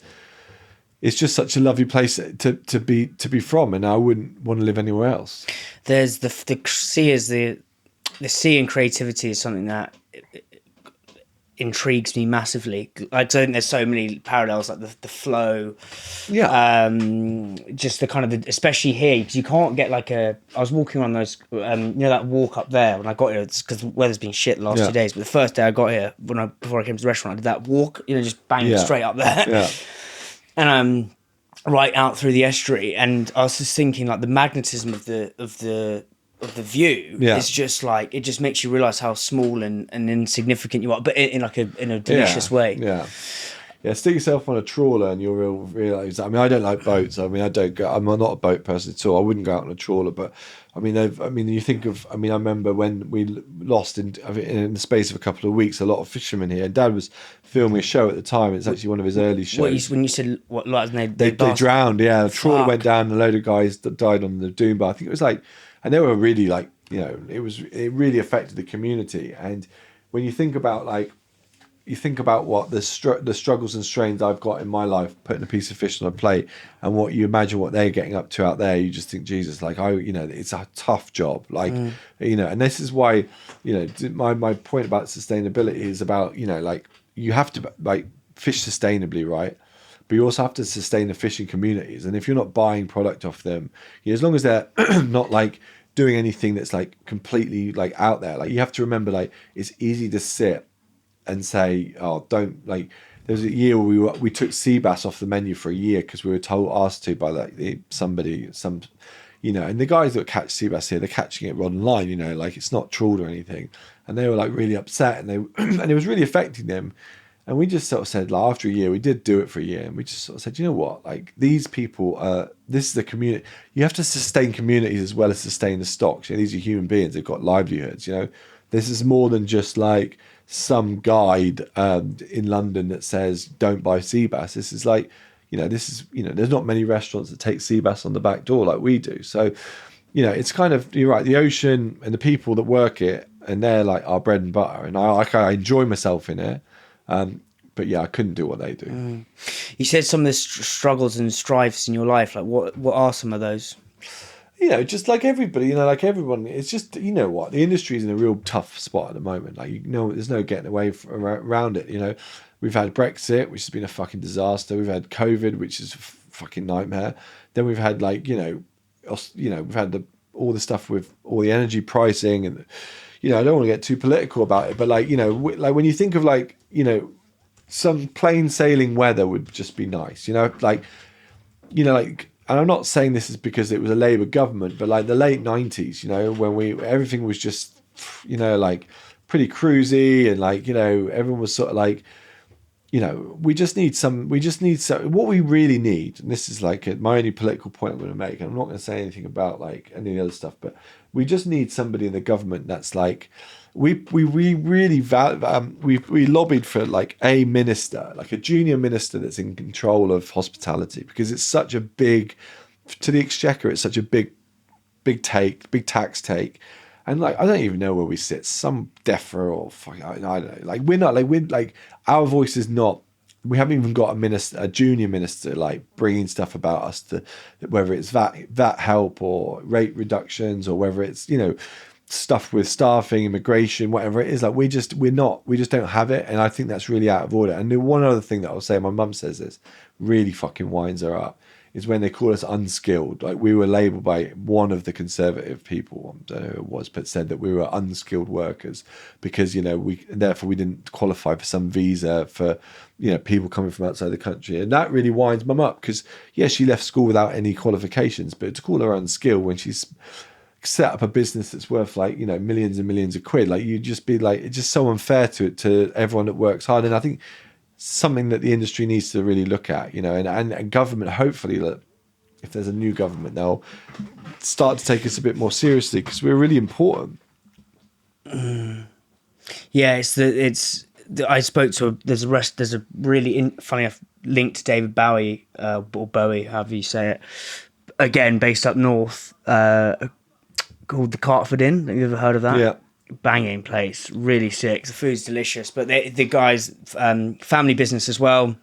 So I actually did interview the dad, like all three of them basically, and they were just saying that the VAT relief, or the fact there's no VAT relief, is just crushing them, and it's absurd. This is it's gonna get a lot worse. I mean, the problem is that there people are carrying a lot of debt from COVID. Like, we were lucky, we've paid off all our COVID debt and stuff, but there's nothing coming down the track, in my opinion. Like, this whole thing now with the Brexit through the added cost of Brexit, like, that's going to come through now to increase prices again. Like, there's you know, you can only push your prices so far. Like, how are you navigating that? Like, because without constantly jumping the price up on the menus, it's a nightmare. I mean, it's like energy contracts. There's a whole there's a whole thing there about, like, you know, fixed pricing and how that was all done. And it was like a lot of stuff, you know, you've been told stuff that, you know, now in hindsight, you know, is not true, but you will believe in it. You're jumping into contracts that are costing you hundreds of thousands of pounds a year. And that was one thing. You've got, obviously, Brexit's been it's been a disaster for the fishermen, you know, and I, like, you know, and the farmers, I think, are going to, you know, now going to start feeling the effects of it as well. And it's just, I don't know, everything. It's just been one thing after another, and you keep going because the industry is hard working, and we'll get through it, you know. But there'll be a lot of casualties, and people can argue, you know, you can say, well, maybe it was oversupply, and you weren't paying your staff enough, and this, that, and the other, and like there are arguments on both sides. I'm not gonna, but it's like, you know, I just think of myself going to Paris and going down to Laguiole and staging down there, and not having to worry about visas and just all that kind of stuff. I'm more like on, you know, and like, you know, the French products that we get, you know, like this idea that, like, we get fish here, but fuck, man, like, most stuff comes from Runge's Market. Like, let's not beat around the bush, you know, like, you know, like a lot of like products come from Europe. Like, it's, you know, like, you'd be silly. I don't know, like, in some ways, like, Dad and Keith Lloyd and these lot have probably made a lot of people think that we can somehow grow everything that we need within this country. We can help the farmers, and we can grow more, and we can eat more British fish, and we can, you know, there's a lot of things we can do, but fuck, like, be realistic about the food. Like, you know, when you get to a certain level, you realize that the industry's, you know, it's quite, you know, it's not in trouble, but it's definitely, it's going to take a few years to get out of it, and it's going to need some direct help from the government, because at a certain point you go, listen, I'm just a chef, right? I'm a chef, but I've got to understand geopolitics, sustainability, you know, European politics, well, but like, I don't like have this fucking time, you know. Just if a new government came in and said, we're going to give you a food and tourism or food minister, like whatever, so hospitality minister, junior level, whatever, and that person you're able to talk to direct, and you can go and speak to them a couple of times a year and say, this is what we need, this is why we need it, you just feel at least listened to. And even if they turned around and said there's nothing we can do, then that's fine. But to like, for you to be lumped in with fucking food, I don't know where the hell we sit. But anyway, that's it for my little rant. I think I appreciate that. Well, a few more things, mate, then we'll wrap this up. One thing I want to talk about is you did a psychology degree and was it ancient history? Yeah. I think the psychology of food and the links between that, obviously, Rory's, this is what I talked to Rory about. I think it's endlessly fascinating. What are some of the lessons that you took from kind of those, or maybe let's start with psychology, that you kind of apply to the way you run things here? I think like, I mean, there's obviously like people who've done like postgraduate psychology directly on, you know, like these things that would be able to, you know, mine's kind of just, you know, things have changed a lot since I was at uni too. But like, I would say by and large, it's like a lot about, I found it really fascinating about this, like your view of yourself, sense of self, and what you want, and how you perceive yourself versus how other people perceive you. I think it's really important. Like, and I think that's relevant to businesses, like how businesses perceive you as a business. How your punters perceive you as a business.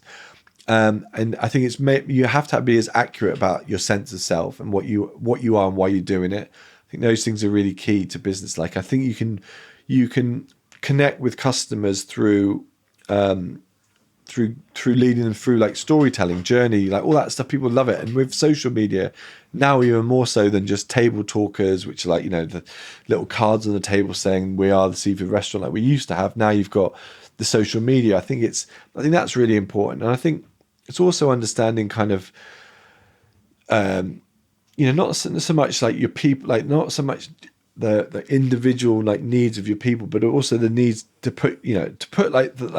make sure your staff are your number one priority. Like, again, and that, like, typically you'll hear the customer's always right. Now that fails to take into consideration that if your staff aren't looked after, that, you know, if people don't feel valued in an organization, they won't perform. And you can do anything to your customers. You can give them free food if you want, but if it's being served by grumpy people, then that will never happen. So I think that whole, like, and this isn't really directly from my psychology degree, but I can see, like, when Rory talks, or when like Simon Sinek, whatever his name is, talks about these things, I can see the direct link from work that you see in psychology that's really boring. You know, you'd read a social psychology journal, it's fucking dull, you know, and that's why people aren't interested in, like, you know, when you like talk about, like, you know, COVID and all this stuff about, like, you know, you read a fucking medical journal, they're so boring. And if you don't understand what they're saying, but for people like Simon and Rory to be able to bring that research and actually make it into like relevant research, you know, about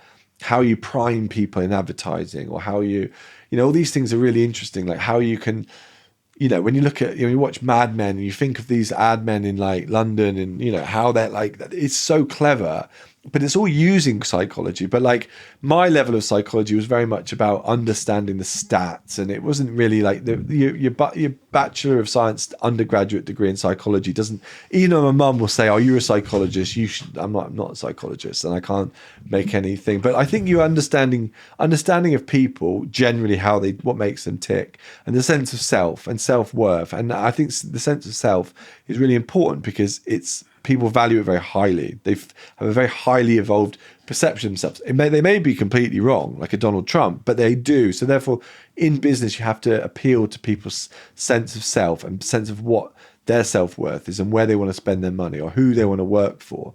And that's kind of the basics. And then everything sort of splits off on that. And that's when you get into like the why of it and all that sort of stuff. So that guy Will Storr wrote a book called Selfie, which is it's called How the West Became Self-Obsessed. He's then written a book called The Science of Storytelling. And he basically says, and then the other one is The Status Game. Yeah. Those 3 books. And he says that this we became kind of so obsessed with self.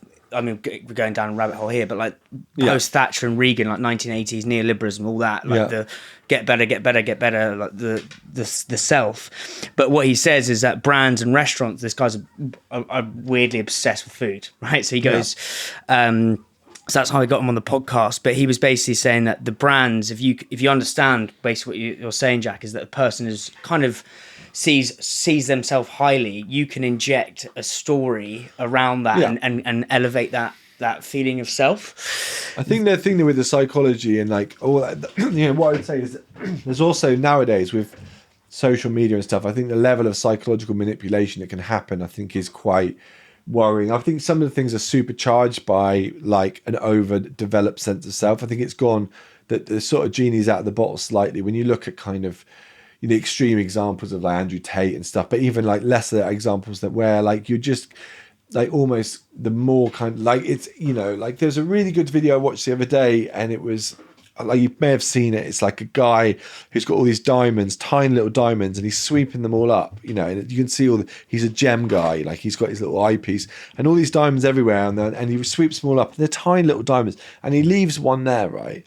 And then the video ends and it's being like, people react to it mentally because they're like, you left a diamond, like it's like this almost like people are using the psychology of like social media uses psychology in a way that's kind of like, even for me as somebody that understands the technology, I'm a bit like, I don't know where this is going. I'm not sure how our business is going to be able to fit into this. Is it all just disposable content? And the good thing is like podcasts are a good example of like how it's gone the other way actually. And I know that they're chopped up and put on TikTok and stuff, but actually podcasts weirdly and audiobooks have been one way of people I've seen recently of people going, actually let's slow it down a bit, like let's have a longer form conversation. And I'm not saying like Joe Rogan as an example, but like it is an example, whether or not you like him or not, it is an example of where people can sit down and talk for a long time. But yeah, I don't know, it's the more people find out, and like you say, this individualism, the idea of the self as being really important can go like too far. But just as a business, you're trying to harness enough of it to make people want to come and eat with you.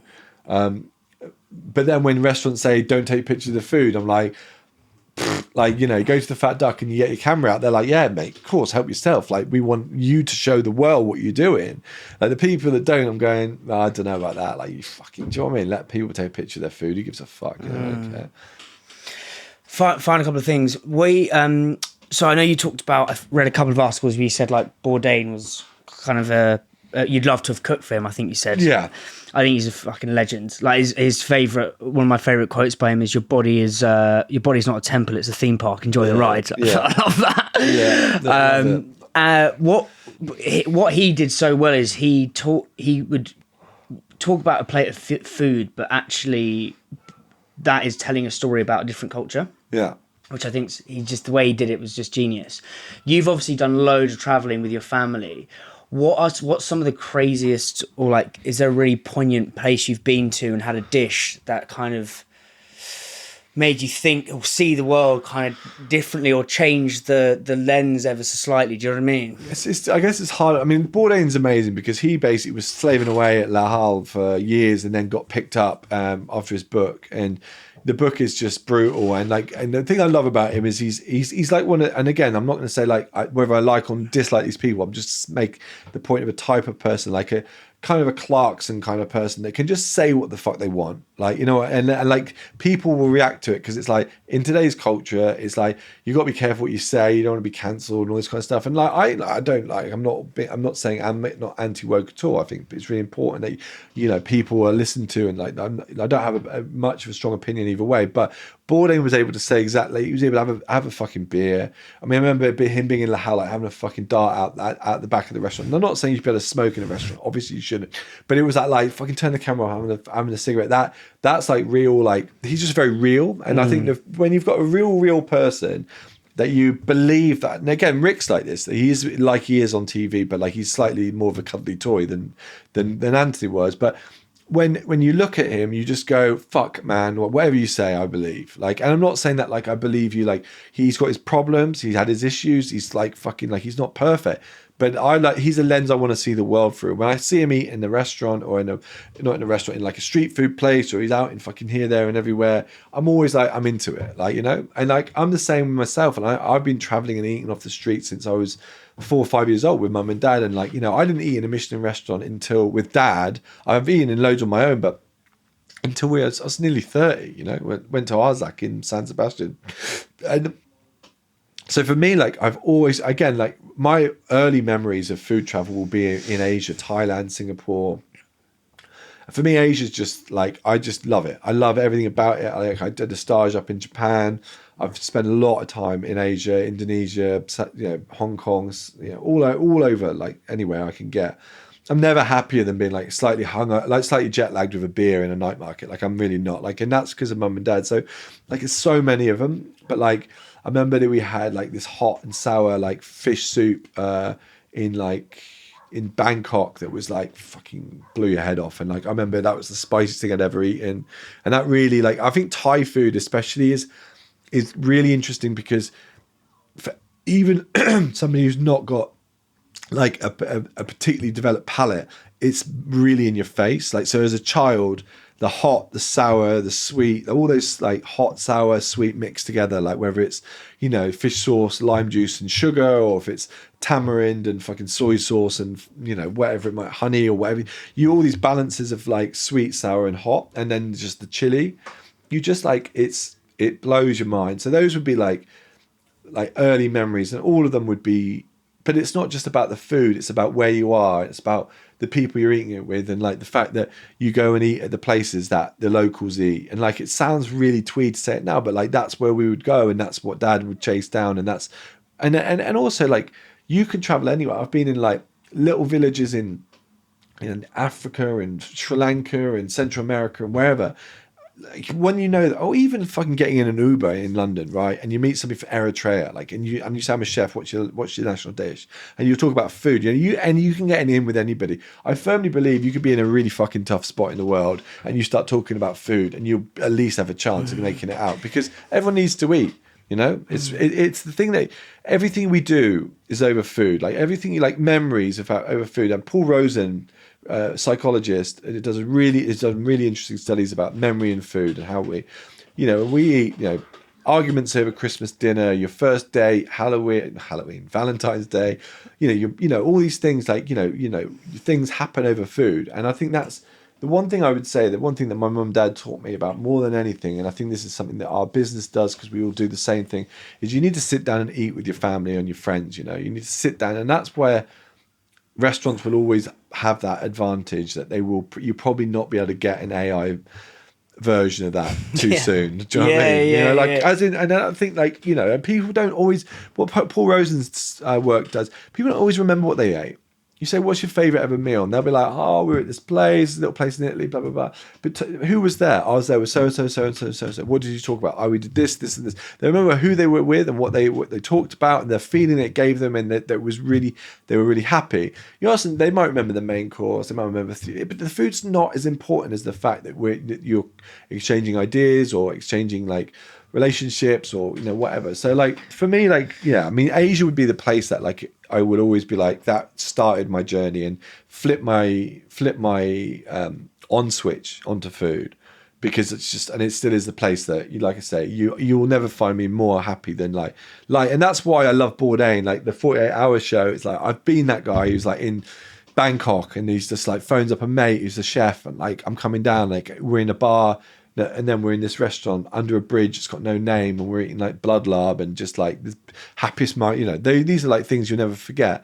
And and this is why I think people love food, and why food's so big on TikTok and Instagram, is because people want to experience that. Because actually, when you experienced it when you're very young, you take it for granted. But it's the same with surfing. I did that from a young age, and I took it for granted. But when I see an older surfer now, and they're at the beach, or you go to like the Wave in Bristol, it's like this indoor, like inland wave, and you got all these people who are new to it, and they're like, oh, this, that, and the other. And some part of me thinks, fucking hell, it's like people going to the gym and saying how good the fucking gym is. But then I also think, you know what, you're experiencing it for the first time, fucking enjoy it.